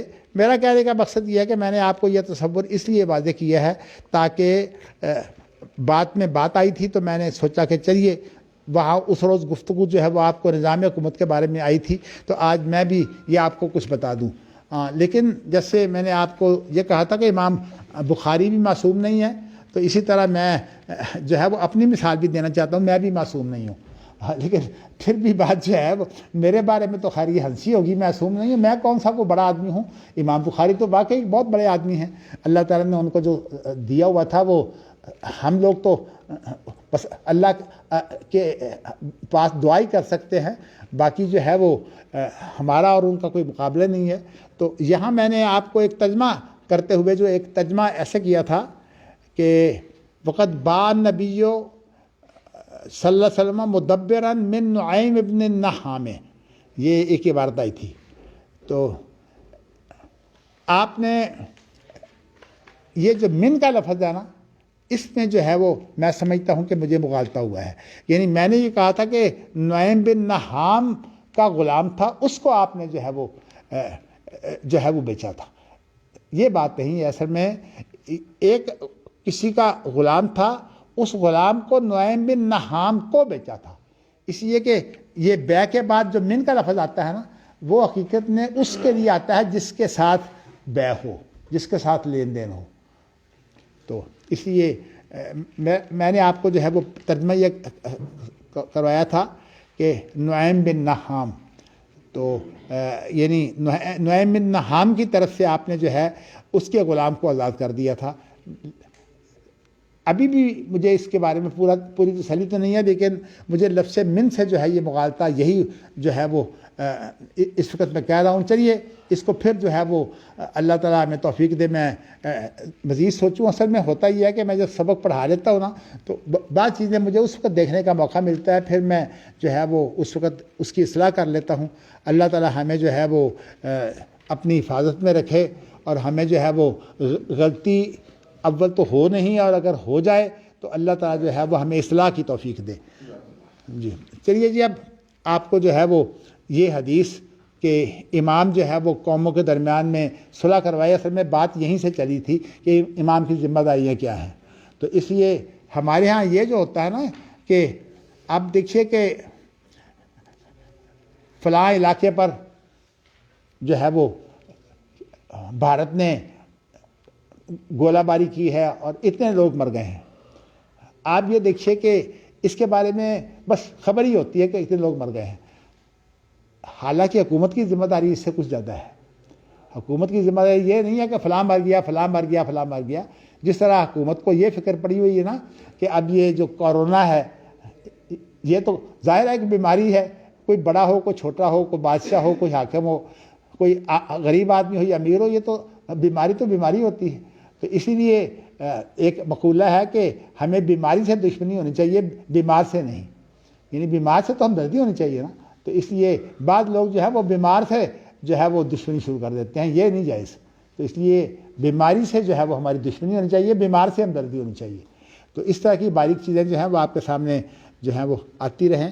تو اس حدیث کو اب آپ جو ہے وہ آپ پڑھیں اور اس کا ترجمہ جو ہے وہ حدثنا ابو النعمان حدثنا حماد حدثنا ابو حازم المدینی عن سہل ابن سعد الساعدی قال کان قتال بین بنی عمر فبلغ ذلك النبی صلی اللہ علیہ وسلم فصلى الظہر ثم اتاهم يصلح بینهم فلما حضرت صلاة العصر فأذن بلال وأقام وأمر أبا بكر فتقدم وجاء النبي صلى الله عليه وسلم وأبو بكر في الصلاة وأبو بكر فجاء النبي یہاں وقف کر کے ابو بکر فی الصلاۃ، یعنی یہ اس کا حال ہے کہ جب آپ آئے تو اس کو ابو بکر نماز پڑھا رہے تھے. فشک الناس، تو آپ نے جہاں چلیے پہلے پڑھ لیں. فشک الناس حتی قام خلف ابی بکر فتقدم فی الصف الذی یلیہ قال وصفح القوم وکان ابو بکر اذا دخل فی الصلاۃ لم یلتفت حتی یفرغ فلما رأى التصفیح لا یمسک علیہ. اچھا جی. التفت فرأى النبی صلی اللہ علیہ وسلم خلفہ فأومأ الیہ النبی ان امزح وأومأ بیدہ ہکذا ولبس ابو بکر جی ولبس ابو بکر حنیۃً بجہد حنیۃً فحمد اللہ علی قول النبی صلی اللہ علیہ وسلم ثم مشى القہقرى فلما رأى النبی صلی اللہ علیہ وسلم ذلك تقدم فصلى النبی صلی اللہ علیہ وسلم بالناس فلما قضى الصلاة قال یا ابا بکر ما منعك اذ اومأت الیک الا تکون مضیت قال لم يكن لابن ابی قحافة ان یؤم النبی صلی اللہ علیہ وسلم وقال للقوم اذا نابكم امر فلیسبح الرجال ولیصفح النساء. جی اس حدیث میں بڑے ہی مسئلے ہیں، اگرچہ امام بخاری تو صرف ایک بات کے لیے لائے ہیں اور وہ اس حدیث میں بڑی واضح ہے کہ آپ صلح کے لیے جو ہے وہ گئے تھے. چلیے ترجمہ اس کا یہ ہے کہ جو بنی عمر بن عوف ہے نا، ان کے درمیان میں آپس میں کوئی بات بڑھ گئی تو اب لڑائی تک نوبت پہنچ گئی، تو نبی اکرم صلی اللہ علیہ وسلم کو کسی نے کہا جی کہ اگر آپ نے ان کی صلح نہ کرائی تو یہ قتل و غارت ہو جائے گی. تو آپ نے پھر زور کی نماز تو پڑھی، لیکن زور کی نماز کے بعد آپ پھر ان کے پاس چلے گئے تاکہ ان کی صلح کرائیں. تو یہ ہے اصل میں جو اصل باپ کا موضوع. جب عصر کی نماز آ گئی، یعنی اس کا وقت ہوا، تو اب آپ تو آئے نہیں تھے، تو بلال نے اذان دی اور اقامت بھی کہی. وہ امر ابا بکر، یہاں یہ ہے کہ ابو بکر کو حکم دیا. یہاں امر جو ہے یہ اس اصطلاح کے معنی میں نہیں ہے. یہاں امر جو ہے یہ اصطلاح کو آپ نکال دیں، یعنی ابو بکر سے کہا، یعنی یہاں اب جو ہے وہ بسا اوقات جو ہوتا ہے نا امر، یہ عاجزی کے لیے بھی ہوتا ہے. اب آپ دعا کرتے ہیں نا، وہ دعا میں عاجزی ہوتی ہے، تو امر کے اندر ہمیشہ اصطلاح نہیں ہوتا. یعنی اب دعا بھی تو امر ہے نا، ہم دعا کرتے ہیں اللہ کو کہ اللہ ہمیں فلاں چیز دے دے، صیغہ تو آپ استعمال کرتے ہیں امر کا، ادو ربک. اسی طرح جو ہے وہ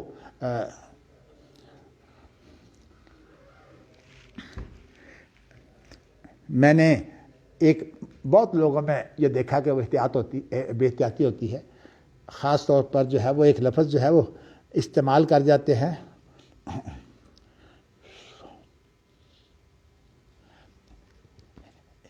ارحم علی حالنا، ارحم علی حالنا، یہ لفظ بڑا استعمال کرتے ہیں، اور یہ لفظ جو ہے یہ غلط ہے. ہاں جی، نہیں، ارحم حالنا، اس کے یہ خود متعدی ہے. رحمہ اللہ کے اندر آپ دیکھیے، اگر آپ جو ہے وہ لازم استعمال کرنا چاہتے ہیں تو ترحم علیہ آئے گا. یعنی ترحم تو لازم ہے، لیکن رحم یرحم یہ متعدی ہے، تو اس لیے رحمہ اللہ آپ کہتے ہیں. تو رحمہ اللہ جو ہے اس کے لیے کسی لفظ کی ضرورت، کسی حرف کی ضرورت نہیں ہے. تو اس لیے میں نے اس لیے بتا دیا کہ یہ بہت.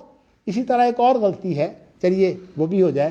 ہمارے جو خطیب ہیں نا، یہ عام طور پر جو ہے وہ جب الحمدللہ نحمدہ پڑھ لیتے ہیں تو اس کے بعد جب آتا ہے نا شہادت کا موقع، تو نشہد اللہ الہ الا اللہ، اچھا یہ نشہ تو غلط ہے، وہ اس لیے کہ یہ اصل میں تصور آیا ہے فقہ حنفی سے، وہ ایسے کہ فقہ حنفی کے اندر جو مقتدی ہوتے ہیں نا اور امام، وہ اصل میں اکٹھے نماز پڑھ رہے ہوتے ہیں، تو اسی لیے وہ کہتے ہیں کہ خطبہ جو ہے وہ عربی میں ہونا چاہیے، کیونکہ نماز عربی کے بغیر نہیں ہو سکتی تھی، کتنے خطبہ بھی عربی کے بغیر نہیں ہو سکتی، لیکن مصیبت یہ بنی ہوئی ہے کہ جو عربی ملک نہیں ہے وہاں تو خیر یہ بات چلتی، جو عربی ملک ہے وہاں تو چلتی ہے بات، وہاں تو ضرورت نہیں ہے، لیکن جو غیر عربی ممالک ہے وہاں انہوں نے ایک اذان سے پہلے ایک تقریر جو ہے وہ رکھ دی ہے، اس کو تقریر اس لیے کہتے ہیں کہ اس کے لیے جو ہے وہ لوگ آتے جاتے ہیں، بیٹھتے جاتے ہیں، کوئی سنے کوئی نہ سنے، چونکہ وہ تو تقریر ہوتی ہے، اور یہ جو کام ہے اس سے ہوا کیا ہے کہ جو اہل حدیثوں کی مسجدیں ہیں نا ان کے اندر بھی لوگوں نے یہ سمجھا کہ وہ بھی تقریری ہے،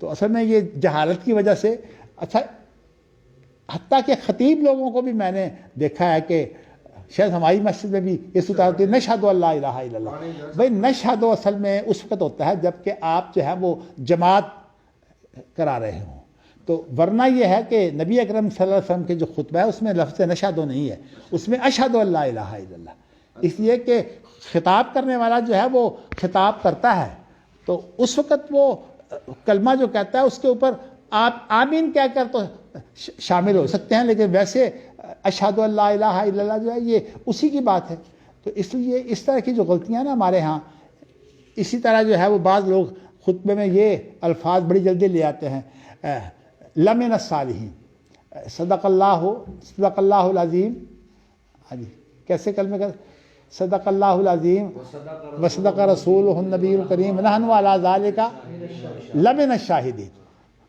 حالانکہ یہاں لمن الشاہدین نہیں ہے، لام کے بغیر ہے، اس لیے کہ لام تاکید سے پہلے انا جو ہے وہ آتا ہے، تو اگر یہ جائز صورت ہے لیکن بہتر صورت نہیں ہے، تو اس لیے من الشاہدین یہ عربی زبان کی غلطیاں ہم خطبے میں شروع میں جو الفاظ ہوتے ہیں نحمدہ ونستعینہ، تو وہاں تو جمع کا صیغہ ہی ہے، نہیں وہاں کا نہیں، وہ اصل میں کیا بات ہے، وہ تو اللہ کی تعریف ہے اور اس پہ سارے شامل ہو جاتے ہیں، اصل میں جب بعد میں جو ہوتا ہے نا کہ ہم نے انسانوں کی بات آتی ہے تو اس میں انسان جو ہے وہ صرف جو تقریر کرنے والا ہے اسی کا کام ہے کہ وہ تشہد بھی پڑھے اور اللہ کے رسول پر درود بھی بھیجے، تو باقی جو لوگوں کا کام ہے وہ تو تقریر نہیں کر رہے، تو اس لیے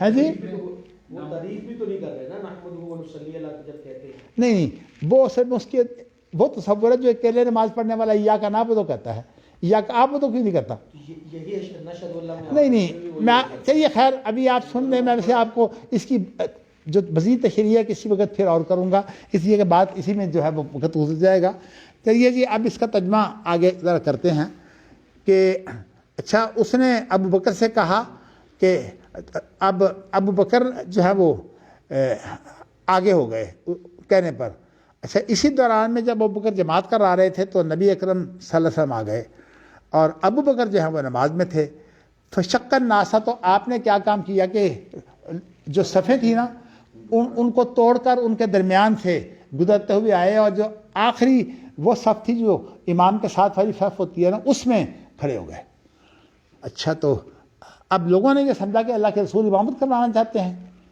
تو حتیٰ قام خلف ابی بکر، پھر آپ وہاں کھڑے ہو گئے ابو بکر کے پیچھے، اچھا فتقدم فی الصف الذی یلیہ،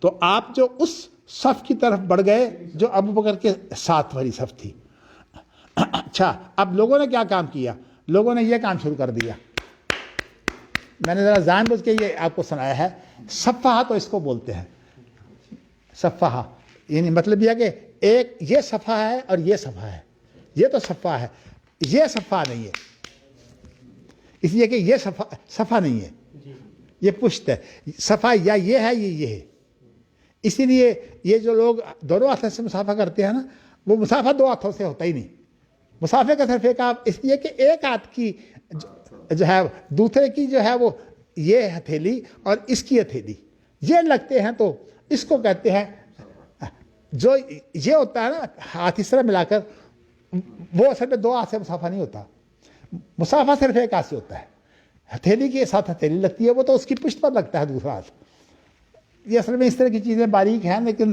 یہ وہی لوگ جو ہیں وہ جو باریک مزاج رکھتے ہیں. ہاں جی کہتے ہیں وہ کہتے ہیں کہ امام بخاری میں نے آپ کو صرف لفظی بات کہی ہے لغوی. امام بخاری کا مسئلہ پھر جو ہے وہ ہمارے پاس ٹائم نہیں ہے.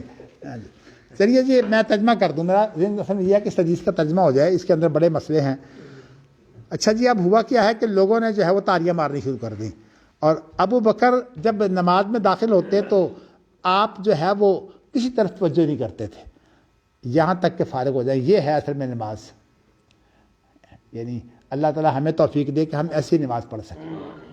جی یہ یعنی نماز کے اندر خشوع خضوع یہ جنت الفردوس کے لیے بڑا اہم ہے، کہ قرآن مجید میں الذین هم فی صلاتہم خاشعون جہاں مومنوں کی صفات بیان ہوئی ہیں نا، قد افلح المؤمنون الذین هم فی صلاتہم خاشعون، اس کے آخر میں ہے اولئک یرثون الفردوس. تو اس لیے بعض علماء کا خیال یہ ہے کہ یہ جو خشوع خضوع ہے نا فردوس اس سے ملتا ہے. بات تو ایک نقطہ ہے علمی کہ فردوس اس سے ملتا ہے. اور اگر انسان جو ہے وہ اسی طرح کی نماز پڑھتا رہے کہ نماز پڑھتے ہوئے جو اپنی داڑھی جو ہے وہ اس کی گنجنے کے جو ہے وہ کھولنا شروع کر دے. میں نے بہت سے لوگوں کو دیکھا ہے کہ جب وہ نماز شروع کرتے ہیں تو اور کام ہوتا کوئی نہیں، وہ داڑھی کی گلجنے جو ہیں وہ کھولنا شروع کر دیتے ہیں. تو یہ جو چیز ہے یہ اسلام کے اندر ٹھیک نہیں ہے کہ اللہ کے سامنے انسان پیش ہو کر جو ہے اپنی داڑھی سے کھیلے.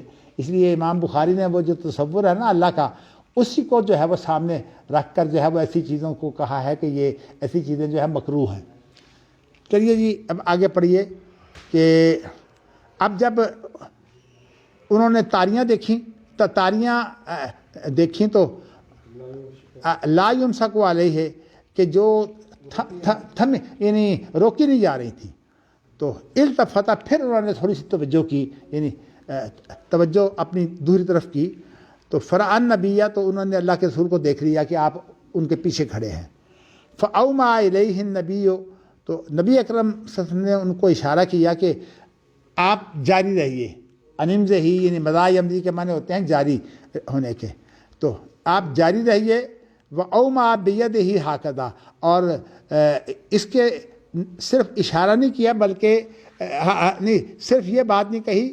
تو واوما بیدہ ہاکذا، تو اس طرح جو ہے وہ آپ نے اشارہ کیا. اصل میں یہاں بات جو ہے وہ یوں معلوم ہو رہی ہے کہ اوما بیدہ ہاکذا یہ جو راوی ہے نا اس نے کر کے دکھایا ہے. تو اس لیے اوما الیہ النبی، اب یہ ایک راوی کا جو ہے یہ ادراج ہے حدیث میں اوما بیدہ ہاکذا. اچھا اب یہ ہے کہ ولبث ابو بکر ہنیئۃ، اور تھوڑی دیر ابو بکر ٹھہرے رہے. فحمد اللہ، تو آپ نے جو ہے وہ اللہ کی تعریف شروع کر دی کہ نبی اکرم صلی اللہ علیہ وسلم نے مجھے کتنا بڑا اعزاز دیا ہے کہ تم نماز پڑھاتے رہو. تو علی قول النبی، جو اللہ کے رسول کی بات تھی نا کہ تم نماز پڑھاتے رہو. تو ثم مشل قہ کرا، پھر چل کر پیچھے ہو گئے. قہ کرا کہتے ہیں پچھاڑی ہو گئی، یعنی مشا کا معنی چل کر پیچھے چلے گئے. فلما رأى النبی ذالک، جب اللہ کے رسول نے یہ دیکھا تو آپ پھر آگے بڑھ گئے. فصلی النبی بالناس، تو آپ نے لوگوں کو نماز کرانی شروع کر دی.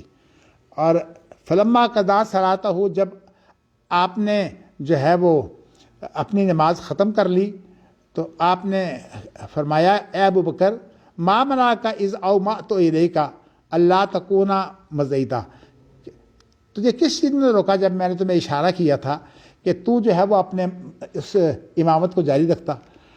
تو قالا لم یکن لابن ابی قحافہ، تو کہتے ہیں کہ ابن ابی قحافہ کے لیے یہ جائز نہیں تھا. اصل میں عام طور پر جو انسان فخر کرتا ہے باپ پر، تو اسی لیے جب عاجزی بیان کرنی ہو تو اس میں بھی باپ کا ذکر آتا ہے. تو ابن ابی قحافہ کے لیے جائز نہیں تھا. یہ اللہ کے ابو بکر صدیق جو ہیں ان کے باپ کا نام ہے کہ وہ نبی کو امامت کروائے. وقال علی القوم، اور آپ نے پھر جو وہاں لوگ موجود تھے ان سے کہا کہ اذا نابکم امر، جب تمہیں کوئی ایسا معاملہ پیش آ جائے تو فلیسبح الرجال، لوگوں یعنی مردوں کو تالیاں نہیں مارنی چاہیے بلکہ ان کو جو ہے وہ سبحان اللہ کہنا چاہیے. ولیصفح النساء، ہاں عورت جو ہے یہاں بھی لفظ تالی کا نہیں، یہاں لفظ آیا ہے صفحہ کا. تو اس لیے عورتیں جو ہیں وہ تالی بجائیں، اب سوال یہ ہے کہ تالی جو ہیں، ایک تو یہ تالی ہے، اور بعض جگہ پر لفظ آیا ہے تصفیق. تصفیق تصفیق جو ہے وہ یہ ہے. تو اس لیے آپ نے تو لفظ فلیسبح کا بھی استعمال کیا ہے. اب یہ دیکھ رہا ہے کہ حدیث کے اندر زیادہ لفظ جو ہے وہ اچھا معنی کون پیش کر رہا ہے. کیونکہ میں نے آپ کو بتایا نا کہ یہ صحابہ جب روایت کرتے ہیں تو الفاظ تو جو ہے وہ صحابہ کے ہوتے ہیں، خبر تو وہی دیتے ہیں نا، اگرچہ خبر تو اللہ کے رسول کے بارے میں ہوتی ہے. تو اس لیے اس کے اندر اس بات کی بڑی اہمیت ہے کہ یہ اصل الفاظ جو ہیں وہ کون سے ہیں جو سب سے قریب اللہ کی مراد کو یا اللہ کے رسول کی مراد کو واضح کرتے ہیں.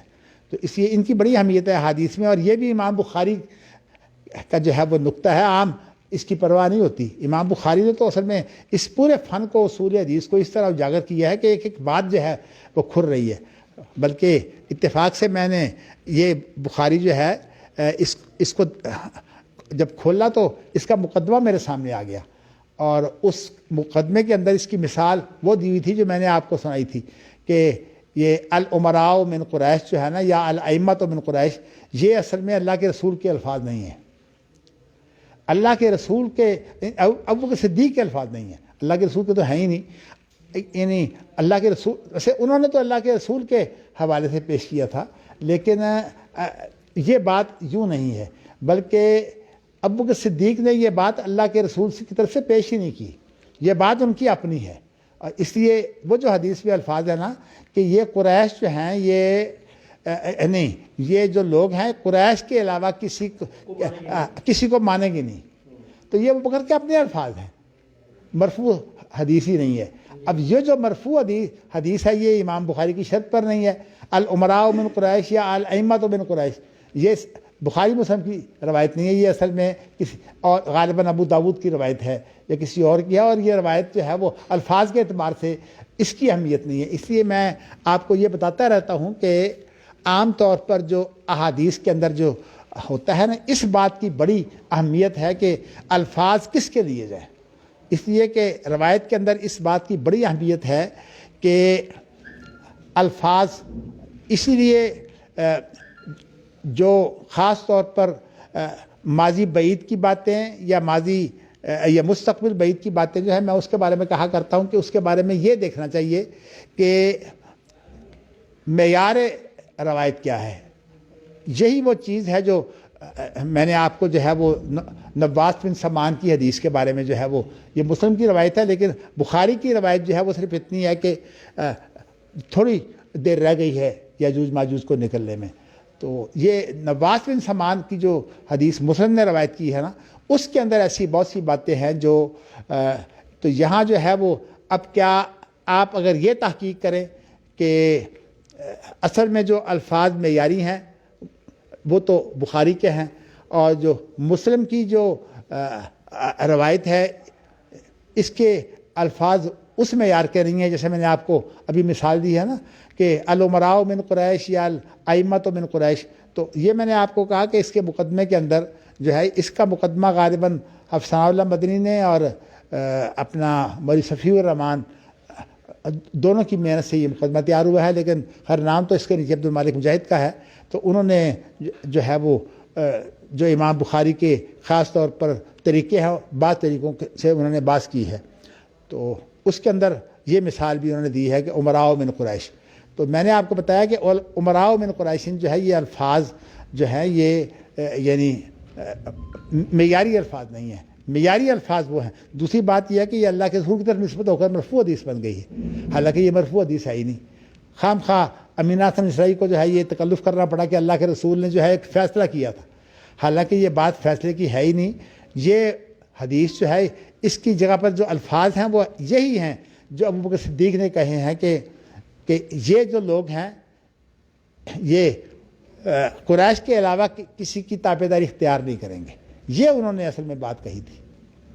تو ہاں اس حدیث کو نکالیے، اگر وہاں جو ہے وہ ابوبکر صدیق نے اللہ کے رسول کی طرف سے بیان کیا ہے پھر تو ٹھیک ہے. میرا خیال ہے مجھے اس کو جو یاد آ رہا ہے وہ یہ ہے کہ وہاں اللہ کے رسول کی طرف سے بیان نہیں کیا. مسئلہ تو یہ ہے کہ جی. جو الفاظ ابو داؤد کے ہیں جی ان کو بھی تو ہمارے علماء صحیح کہتے ہیں کہ اس کو بطور مرفوع حدیث صحیح مانتے ہیں. میں آپ کو بتاتا ہوں کہ جو صحیح حدیث ہے ان کا آپس میں کوئی معیار کا فرق ہے کہ نہیں. یہی بات میں آپ کو سمجھا رہا ہوں کہ محدثین کے ہاں جو ہے وہ معیار کا فرق ہے. اب آپ دیکھیں نا بغوی ہے, بخاری مسلم کی حدیثیں صحیح ہیں, اور جو دیگر کتابیں ان کی حسان. کیوں حسان ضعیف کی قسم ہے نا, اس لیے کہ تامل ضبط نہیں ہوتا. تامل ضبط ہونا یہ کمزوری ہے ایک. دیکھیے نا جب ضبط پورا محفوظ نہیں ہے یہ کمزوری ہے. تو اس لیے ایک کمزور حدیث کو جو ہے وہ معاون تو بنایا جا سکتا ہے, اس کو اصل نہیں رکھا جا سکتا. تو یہی میرا مقصود ہے کہ یہ الفاظ جو ہے نا الامراء من قریش یا الائمۃ من قریش, یہ جو الفاظ ہیں یہ اصل میں سنن کے اگر ہیں تو یہ احسان ہیں, اور اگر بخاری کے ہیں تو پھر وہ صحیح ہے. لیکن بخاری اور مسلم کا بھی ایک مقابلہ ہے نا کہ بخاری کو مسلم پر بھی ترجیح ہے. اگر یہ دونوں کو آپ جو ہے الفاظ کی اگر آپ شکل دیکھنا چاہیں تو بخاری کے الفاظ راضی ہوں گے اور مسلم کے الفاظ جو ہے راضی نہیں ہوں گے. یہاں نواز بن سمان کی حدیث میں یہ اصول چلتا ہے. ہاں جی. اچھا یہ محدثین نے بہت استعمال کیا لیکن ہمارے یہاں حدیث اس کو استعمال نہیں کرتے, اس لیے کہ ان کو اصول حدیث تو بہت کم لوگوں کو آتا ہے. یہ صرف مصطلحات الحدیث پڑھتے ہیں, اور وہ بھی میرے خیال میں پوری کتاب کوئی نہیں پڑھتے, تھوڑی سی کتاب پڑھی اور چند کے بلکہ ان کو اگر آپ ہاں جی یہ کہتے اس طرح تو کوئی ہے.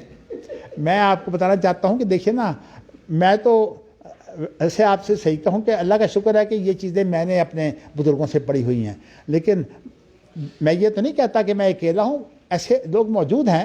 لیکن پھر بھی جو اللہ نے مجھے جو سوجھ بوجھ دی ہے میں یہ چاہتا ہوں کہ آپ لوگوں کے سامنے وہ آ جائے. تو اس لیے میں آپ کو اس طرح کے نقطے جو ہیں وہ واضح کرتا رہتا ہوں, کیونکہ ہمارے بزرگوں کا خاص طور پر والد صاحب کا تو بہت ہی ایسا ذہن تھا نا کہ وہ جب تک کوئی چیز پوری طرح چاروں طرف سے اس کے پہلو جو ہے وہ سمجھانے لیتے تھے, وہ خود مطمئن نہیں ہوتے تھے کہ میں نے تدریس کر لی ہے. تو اس لیے ان کے اندر ایک بڑی بات تھی کہ کوئی مشکل بات آ جائے چھوٹے طالب علم کے لیے اس کو بتاتے نہیں تھے, بلکہ وہ ایک مثال دیا کرتے تھے. یہ جو ہے نا نظام منشیب, اس کے اندر ایک لفظ ہے کہ پہلے تو یہ ایک لفظ آیا فارسی کا, وہ مجھے خیر اب یاد نہیں ہے. اس کے بعد لفظ ہے اصدق اللہ فی الدارین, کہ اللہ تعالیٰ تمہیں دارین کے اندر جو ہے وہ سعادت دے. تو اب اس ایک بزرگ تھے بہت بڑے عالم, وہ نظام منشیب پڑھاتے ہوئے جو ہے اصدق اللہ فی الدارین میں الف لام کی قسمیں بیان کر رہے تھے. تو والد صاحب نے کہا کہ یہ جو چیز ہے نا یہ بالکل حکمت کے خلاف ہے. وہ بیچارہ بھی نظام میں شیپ پڑھ رہا ہے اور آپ اس کو الف لام کی قسمیں بیان کر رہے ہیں.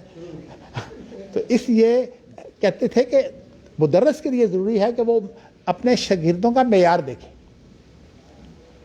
تو معیار دیکھ کر جو اس میں کمزور شاگرد ہیں نا ان کا دھیان رکھے. جیسے کہ نماز میں حکم ہے نا کہ وقت دے بیازہ فیہم, تو نماز میں آپ نے جو ہے وہ پہلوانوں کا دھیان نہیں رکھنا, آپ نے بیماروں کا, کمزوروں کا, جن کے بچے روتے ہوں یا بیگمات جو ہے جن کا انتظار کر رہی ہوں, ان کو جو ہے وہ اصل میں جو ہے وہ باہر سے. ہاں جی ماشاء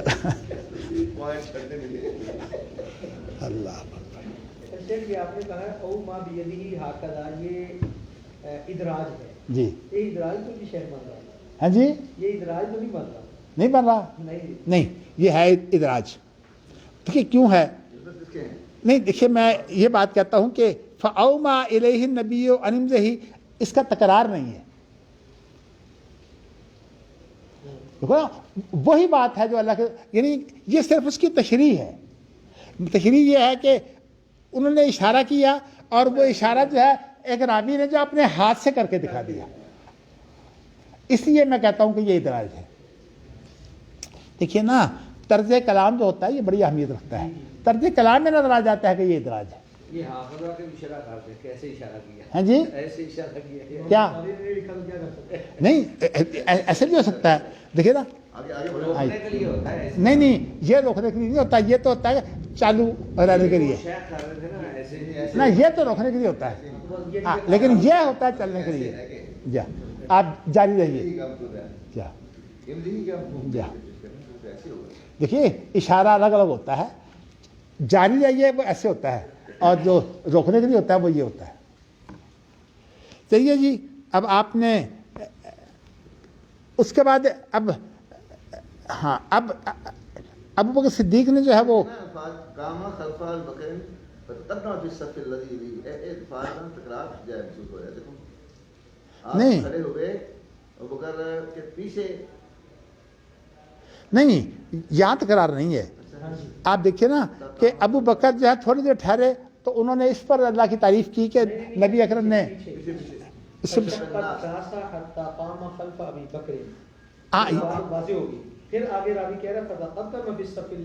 نہیں فتقدمہ سے مراد یہ ہے کہ یعنی آپ آگے بڑھ گئے. نہیں امر ابا بکر فتقدمہ، یعنی ابو بکر آگے بڑھ گئے اور انہوں نے امامت کرانی شروع کر دی. تقدمہ کا معنی تو یہ ہے نا. نہیں آگے چلیے آپ. اچھا اس کے بعد بجان نبی یہ تکرار نہیں ہے، یہ ابو بکر فی الصلاۃ جو ہے یہ اس کا حال ہے کہ اللہ کے رسول آئے اس حال میں کہ ابو بکر نماز میں تھے.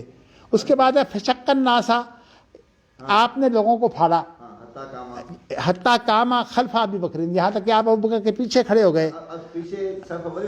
نہیں ابو بکر کے پیچھے کھڑے ہوئے ہیں نا بھائی، آگے نہیں ہوئے. جو صف جو ساتھ والی ہے نا امام کے ساتھ والی اس میں شامل ہو گئے نا. جی اس کے بعد ہے فتقدم فی الصف الذی یلیہ، تو آپ جو ہے نا ابو بکر کے پیچھے کھڑے ہو گئے، لیکن کھڑے ہونے کی حالت بیان ہو گئی ہے. نہیں فے تفسیر کے لیے فے آتی ہے. اس کی حالت یہ ہے کہ آپ جو ہے وہ آگے بڑھ گئے، یعنی فی الصف الذی یلیہ، اس صف میں آ گئے جو ان کے ساتھ ملی ہوئی ہے. تو اصل میں دو لفظ ہیں، ایک ابو بکر کے پیچھے کھڑے ہو گئے اور اس صف میں شامل ہو گئے جو ساتھ والی. نہیں یہاں فے بھی ہو سکتی تھی اور واو بھی ہو سکتا تھا، دونوں جائز ہیں. جی چلیے. مطلق ہے کہ وہ ممکن ہے پہلی صف میں ہوں دوسری میں ہوتی ہے، جب ابو بکر کے پیچھے تھے تو کہیں بھی ہو سکتے. یہاں وضاحت ہے کہ وہ پہلی صف میں آ رہا ہے. جی بات یہ ٹھیک ہے. یہ نہیں، یہ بات جو ہے یہ اصل میں اسی کی تشریح ہو رہی ہے، لیکن بعض دفعہ جو ہے وہ راوی خود ایسے الفاظ بولتا ہے تاکہ مفہوم میں کوئی مغالطہ پیدا نہ ہو. اچھا اس کے بعد یہ ہے کہ لوگوں نے پھر یہ تالیاں بجانی شروع کر دیں اور کہا ابو بکر نے کہ جس وقت اور تھے ابو بکر جب کہ نماز میں داخل ہوتے تو کسی طرف آپ توجہ نہیں کرتے تھے یہاں تک کہ فارغ ہوں. یہ بہت اہم چیز ہے جو خاص طور پر ہمارے ہاں مٹ چکی ہے. اصل میں بات یہ ہوئی ہے کہ یہ فقہ حنفی کی وجہ سے یہ خرابی پیدا ہوئی ہے. فقہ حنفی کے اندر اعتدال نہیں ہے. وہ کہتے ہیں کہ اعتدال کی کوئی ضرورت نہیں ہے. آپ جو ہے وہ یعنی آپ یوں سمجھیے کہ یعنی انتظار کی کوئی ضرورت نہیں ہے. حالانکہ نبی اکرم صلی اللہ علیہ وسلم نے جو مسیء الصلاۃ ہے جس نے نماز خراب کی تھی اور آپ نے فرمایا تھا تیری نماز نہیں ہوئی، اس کے اندر موجود ہے کہ آپ نے فرمایا کہ جب تو کھڑا ہو تو اطمینان سے کھڑا ہو، اس کے بعد رکوع کر تو اطمینان سے کر. اب فقہ حنفی میں یہ بات نہیں ہے. وہ کہتے ہیں رکوع اور سجدہ، بلکہ بعض میں نے دیکھا کھڑے ہوئے بغیر ہی سجدے میں چلے جاتے ہیں، آدھے کھڑے ہوئے اور سجدے میں چلے گئے. یہ ساری چیزیں جو ہیں فقہ حنفی نے پیدا کی ہیں.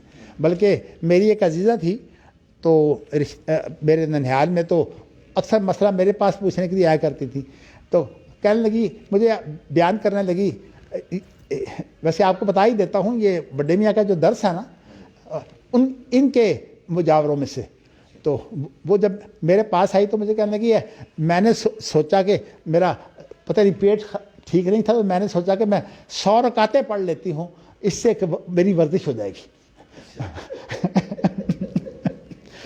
میں نے کہا کہ یہ نماز ورزش کری، نماز تو ٹھہراؤ سے ہوتی ہے اللہ کے سامنے پیش ہو کر، یہ ورزش کری نہیں ہوتی. بہرحال میں نے آپ کو بتایا کہ لوگوں میں یہ تصور آیا اور یہ سارے تصورات فقہ حنفی کے وجہ سے آئے ہیں. اس لیے کہ فقہ حنفی تو آپ جانتے ہیں نا کہ اس کے اصول بھی جو ہیں وہ فقہ کے لیے ہیں، تو ان کے اندر تو فقہ جو ہے اس کو تبدیل نہیں کیا جا سکتا خواہ اس کے اندر لاکھوں اختلاف ہوں. اس لیے قرآن حدیث کو تو وہ کہتے ہیں کہ اثر ہے ہی نہیں. قرآن حدیث کو اندر تو تبدیلیاں کرنی ہوتی ہیں، اصول فقہ ان کا سارا اسی غرض سے ہے.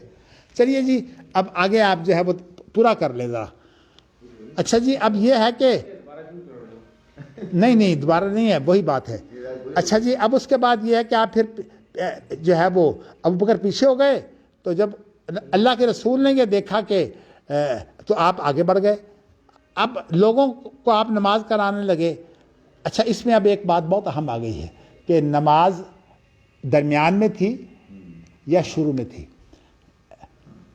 یہ مسئلہ جو ہے اس کے بارے میں چلیے مجھے اب یاد کرانا ہے آپ نے, آج نہیں میں بیان کرتا, مسئلہ لمبا ہو جائے گا ذرا. تو اس میں اس لیے کہ جو آخری جماعت ہے نا اللہ کے رسول کی, اس کے اندر بھی صورت آ رہی ہے کہ آپ نے قرات وہاں سے شروع کی جہاں تک ابو بکر پہنچے ہوئے تھے. تو خیر اس کے اندر دوسری بات یہ ہے کہ اس میں ایک اشارہ اور بھی تھا. وہ اشارہ یہ تھا کہ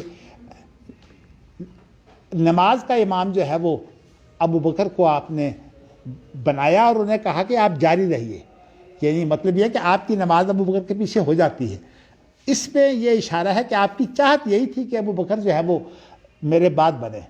تو اس لیے آپ نے, ایک عورت آئی اس کو بھی کہا کہ تو ابو بکر کے پاس آ جانا.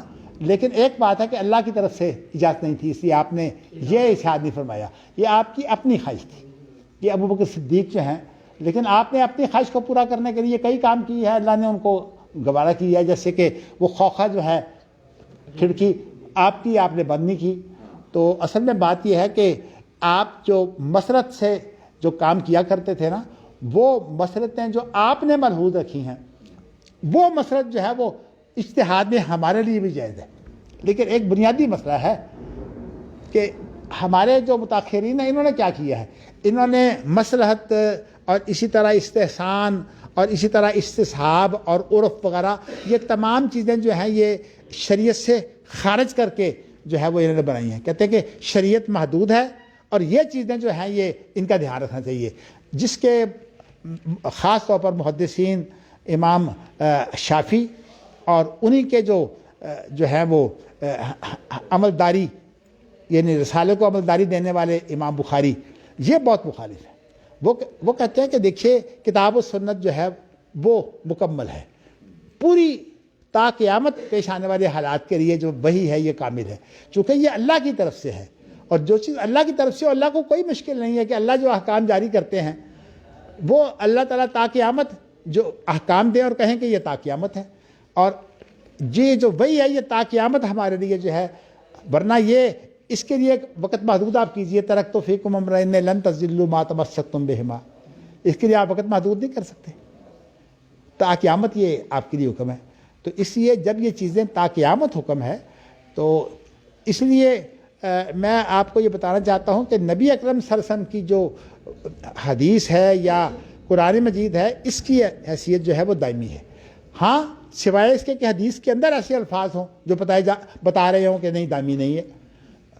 جی ایسے ہو جاتا ہے نا, جیسے آپ نے خود حدیث کے اندر یہ بتا دیا کہ بھی حج ہر سال نہیں ہے. اس نے تو یہی پوچھا تھا کہ ہر سال ہے, تو آپ نے فرمایا ہر سال نہیں ہے. تو جب آپ نے بتا دیا تو اب ہر سال حج فرض نہیں ہے. تو میرا کہنے کا مقصد یہ ہے کہ یہ جو ہوتا ہے نا, خاص طور پر قرآن مجید تو چونکہ اللہ کی اپنی ترتیب ہے, اس لیے اس میں تو ہمیں کوئی پریشانی نہیں ہے. لیکن جو پریشانی ہے وہ حدیث میں اس لیے پیدا ہوتی ہے کہ حدیث کے اندر جیسے میں نے آپ کو بتایا نا کہ الفاظ کا بھی مسئلہ پیدا ہوتا ہے کہ اصل الفاظ کون سے ہیں. اور اگر اصل الفاظ جو ہیں وہ نبی اکرم صلی اللہ علیہ وسلم کی طرف منسوب ہوں, مرفوع ہوں, اس کی حیثیت اور ہوتی ہے. اور اگر وہ ابو بکر صدیق کے ہوں یا عمر کے ہوں تو ان کی وہ حیثیت نہیں ہوتی. اللہ اکبر اللہ اکبر. چلیے جی, اب اس کے بعد جو ہے نا کہ آپ یہ فرماتے ہیں کہ جب آپ نے نماز ختم کر لی تو آپ نے کہا ابو بکر تجھے کس نے روکا تھا کہ تو اسی طرح نماز جاری رکھتا, یعنی امام کی حالت میں. تو انہوں نے کہا کہ ابن ابی قحافہ کا, یعنی مطلب انہوں نے کہا کہ میری ہمت نہیں تھی کہ میں آپ کے سامنے امام بنوں. مقصد یہ ہے کہ نبی اکرم, اب یہ دیکھیے نا, یہ جو خاص طور پر شیعہ ہے نا وہ کہتے ہیں کہ نبی اکرم صلی اللہ علیہ وسلم نے جو ہے وہ ایک جگہ تقریر کی تھی فدق کی جگہ پر, یہ خم غدیر پر, خم غدیر پر آپ نے جو ہے وہ تقریر کی تھی. اور تقریر آپ نے یہ کی تھی کہ الیوم اکملت لکم دینکم, یہ اصل میں وہاں کہتے ہیں وہاں اتری تھی. بھائی بات یہ ہے کہ وہاں اتری تو تھی لیکن اللہ کے رسول خود موجود تھے, تو حضرت علی کیسے خلیفہ بن گئے؟ وہ خلیفہ بنتے ہی نہیں ہیں. خلیفہ تو اس وقت ہوتا ہے جب کہ اثر موجود نہ ہو. تو اسی لیے اس حدیث کے اندر بھی اگر یہ آپ تعبیر کر بھی لیں کہ یہ فلاں موقع پر ہوتے ہیں، پھر بھی حضرت علی جو ہے وہ خلیفہ نہیں بنتے. یہ خلیفہ تو اس کو تو ہوتا ہے جب آپ چلے جائیں. آپ یہ بتائیے کہ ابوبکر صدیق نے اللہ کے رسول کی موجودگی میں تو نہیں ہوا کہ نماز کرائیں. ابوبکر صدیق جب بھی کھڑے ہوئے ہیں اس وقت آپ موجود نہیں تھے، اور جو آخری نماز ہے وہ آپ اس قابل تھے ہی نہیں، اس پوزیشن میں نہیں تھے کہ آ سکتے. اور اس سے بھی کئی مسئلے ثابت ہوتے ہیں کہ اگر کوئی ایک آدمی اس مصیبت میں ہو تو جو اس کے خاص ساتھی ہوتے ہیں ان پر نماز با جماعت فرض نہیں رہتی. آپ کو پتہ ہے کہ جب آپ آئے ہیں تو عباس اور علی جو ہے ان کے کندھے پر آئے ہیں، انہوں نے نماز کے ساتھ نماز کیوں نہیں پڑھی؟ چھوڑ کے آ جاتے. ہاں، اس لیے انہوں نے بھی اسی وقت شامل ہوئے جب اللہ کے رسول نے. تو اس لیے یہ مسائل ایسے ہیں، میں نے اسی لیے چھوڑ دیا کہ اس کو آپ کو پھر انشاءاللہ وضاحت کریں گے. لیکن ایک بات جو ہے کہ آپ نے یہ فرمایا کہ جب تمہیں اس طرح کی کوئی نابکم کا معنی وہی جسے ہم نوبہ کہتے ہیں کہ تو اور مردوں کو تو تسبیح کہنی چاہیے اور عورتوں کو جو ہے وہ تالیاں مارنی چاہیے، لیکن وہ تصفیق کا جو لفظ ہے نا وہ راجح ہے. تو میں نے آپ کو بتایا کہ یہ جو انشاءاللہ بات ہے یہ آپ بخاری میں تو کر سکتے ہیں، اور کتابوں میں آپ کو یہ چیز بہت کم ملے گی. اگر ایسے کر لیں یا ایسے کر لیں کیا فرق ہے؟ نہیں، یہ جو ہے نا اس کے اندر ایک آواز ہے جو شیطانی آواز ہے. اصل میں یہ جو بعض آوازیں ایسی ہیں جو شیطانی ہیں. یہ طبل جو ہے نا یہ شیطانی آواز ہے. دب کے اندر جو آواز ہے وہ شیطانی نہیں ہے، وہ صرف شور ہے. تو اس لیے دف بجائی جا سکتی ہے، ڈول نہیں بجایا جا سکتا، کیونکہ وہ آواز شیطانی ہے اور یہ آواز شیطانی نہیں ہے. تو اسی طرح نہیں میں آپ کو بتاتا ہوں، اسی طرح جو سیٹی ہے، سیٹی یہ شیطانی آواز ہے، کیونکہ خود نبی اکرم صلی اللہ علیہ وسلم نے جہاں جہاں منع کیا ہے وہ تمام شیطانی آوازیں ہیں. تو اس لیے چلیے یہ مسئلہ بھی ویسے لمبا ہے، تو انشاءاللہ لیکن آپ مجھے یاد نہیں کراتے، ماشاءاللہ سوئے رہتے ہیں، کم از کم مجھے یاد کرائیں تاکہ میں آپ کو جو ہے وضاحت کر دوں. ایسے موقع ہوتے ہیں بعض دفعہ. نہیں، آپ کو میں بخاری دیکھیں آپ ماشاءاللہ علماء ہیں، آپ کو میں بخاری جو ہے وہ ترجمہ اس لیے کر رہا ہوں تاکہ اس طرح کے نقطے میں آپ کے لیے واضح کرتے رہوں.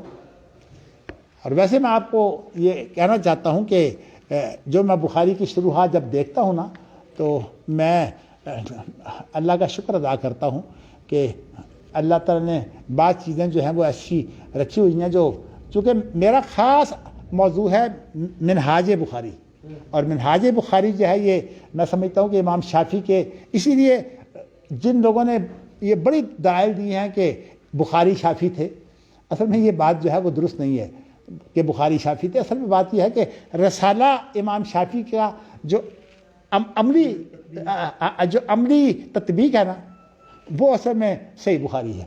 یہ بات درست ہے، لیکن یہ اس کو جو ہے وہ تقلید نہیں کہتے، نہ یہ بلکہ انہوں نے کہا ہے کہ کسی نے کہا کہ امام بخاری جو ہے مجتہد منتصب ہے. یہ دوسرے درجے کا ہوتا ہے، ایک مجتہد مستقل ہوتا ہے، ایک منتصب ہوتا ہے.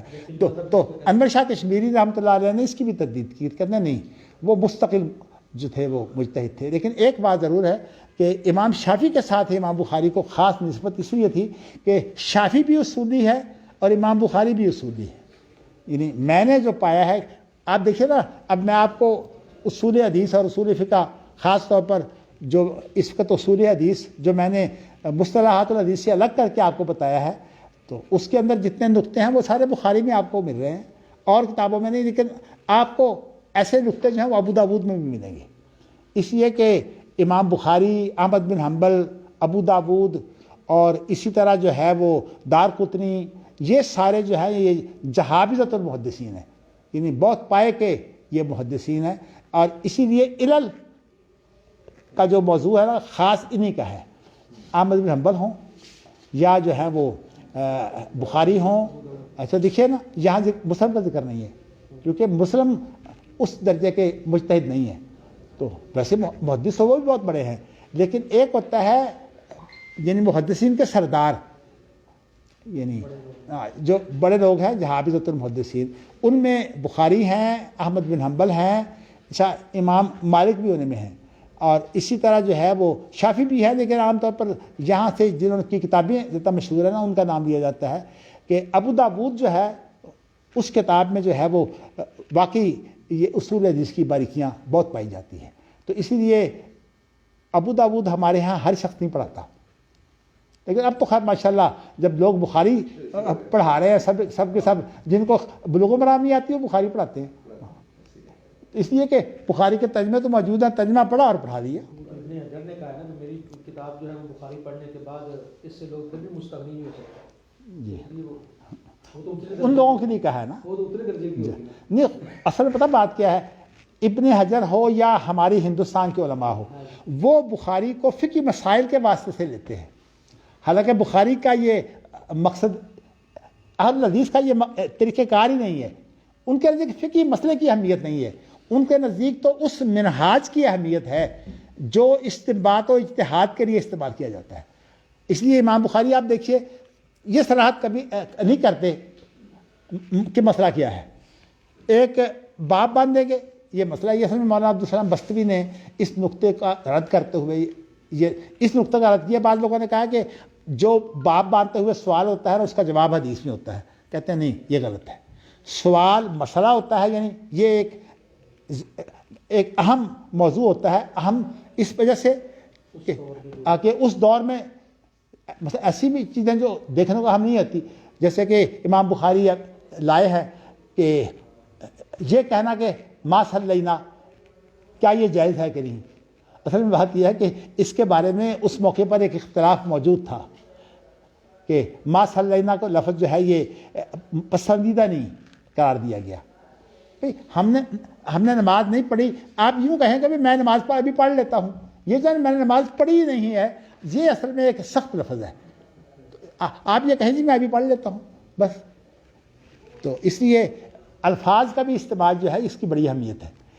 تو کہنے کا مقصد یہ ہے کہ اس طرح کی جو چیزیں ہیں نا یہ بخاری میں آپ کو ملیں گی، لیکن ابو داود میں بھی آپ کو ملیں گی، اور آپ کو یہ بھی پتہ ہونا چاہیے کہ ابو داود خود امام بخاری کا شاگرد بھی ہیں، لیکن ابو داود جو ہے وہ امام بخاری احمد بن حنبل کا شاگرد بھی ہیں، ہاں جی امام احمد بن حنبل کے بھی شاگرد ہیں۔ تو اس لیے یہ امام بخاری اور ابو داود یہ دونوں آپ یوں سمجھیے کہ جو ہے وہ احمد بن حنبل کے شاگردوں میں سے، یعنی بڑے استاد سے پڑھنے والا جو ہے ان کو یہ اعزاز حاصل ہے۔ لیکن ویسے تو امام مسلم بھی احمد بن حنبل کے شاگرد ہیں، لیکن امام مسلم کے اندر وہ چیز نہیں ہے۔ اچھا دارقطنی اگرچہ متاخرین میں سے ہے لیکن یہ بھی بہت باریک بین ہے، تو اس لیے دارقطنی کی جو تنقید ہے وہ محدثین نے بری نہیں سمجھی، اس لیے کہ انہوں نے فن حدیث سے تنقید کی ہے۔ لیکن اب جو لوگ آئے ہیں جن کو یہ بھی نہیں پتا کہ سند کہاں سے شروع ہوتی ہے اور ختم کہاں سے ہوتی ہے، وہ اب محدثین پر تنقید کر رہے ہیں۔ اصلاحی صاحب نے کتاب لکھی ہے، ایک بخاری پر تنقید ہے اور ایک موطا پر تنقید ہے، ان اللہ راجعون۔ بتائیے آپ کو تو یہ بھی پتہ نہیں کہ سند کیا ہوتی ہے اور آپ تنقید کر رہے ہیں۔ تو اس لیے غامدی جیسے لوگ کھڑے ہو کر جو ہے وہ کہیں کہ جی بخاری میں یہ کمزوریاں ہیں، اللہ کے بندے اپنا جا کے منہ تو کیا کہ تینوں ایک گل کر تو انہوں لوگوں شامل ہے، کوئی ڈاکٹر میں بھی ہے تو جا کے اور مشورہ دے کہ بھی تو ہی نہ کر رہی علاج کر، تین لوگ جتیاں مار کے باہر کر دیں گے کہ تو نہ کون ہے، تو کوئی ڈاکٹر ہے۔ اس لیے دیکھیے یہ لوگ کتنے فن خواہ ہوتے ہیں، ذرا پسند نہیں کرتے کہ کوئی آ کر جو ہے ان کے درمیان میں مداخلت کرے، لیکن اسلام ایک ایسا جو ہے وہ اب بن گیا کہ اس کے بارے جو شخص چاہے جو ہے وہ اپنی بکواس کرتا رہے، اسی لیے الحاد جو ہے وہ پھیل گیا بہت زیادہ۔ چلیے جی، اللہ تعالیٰ ہمیں جو ہے وہ باقی یہ دونوں نقطے جو ہیں وہ آپ ذہن میں رکھیں تو انشاءاللہ۔ باقی ایک نقطہ جو ہے وہ اور ہے جس کے بارے میں نے کہا میں ابھی تحقیق کروں گا، وہی جو قرات نہیں سے شروع کی جہاں سے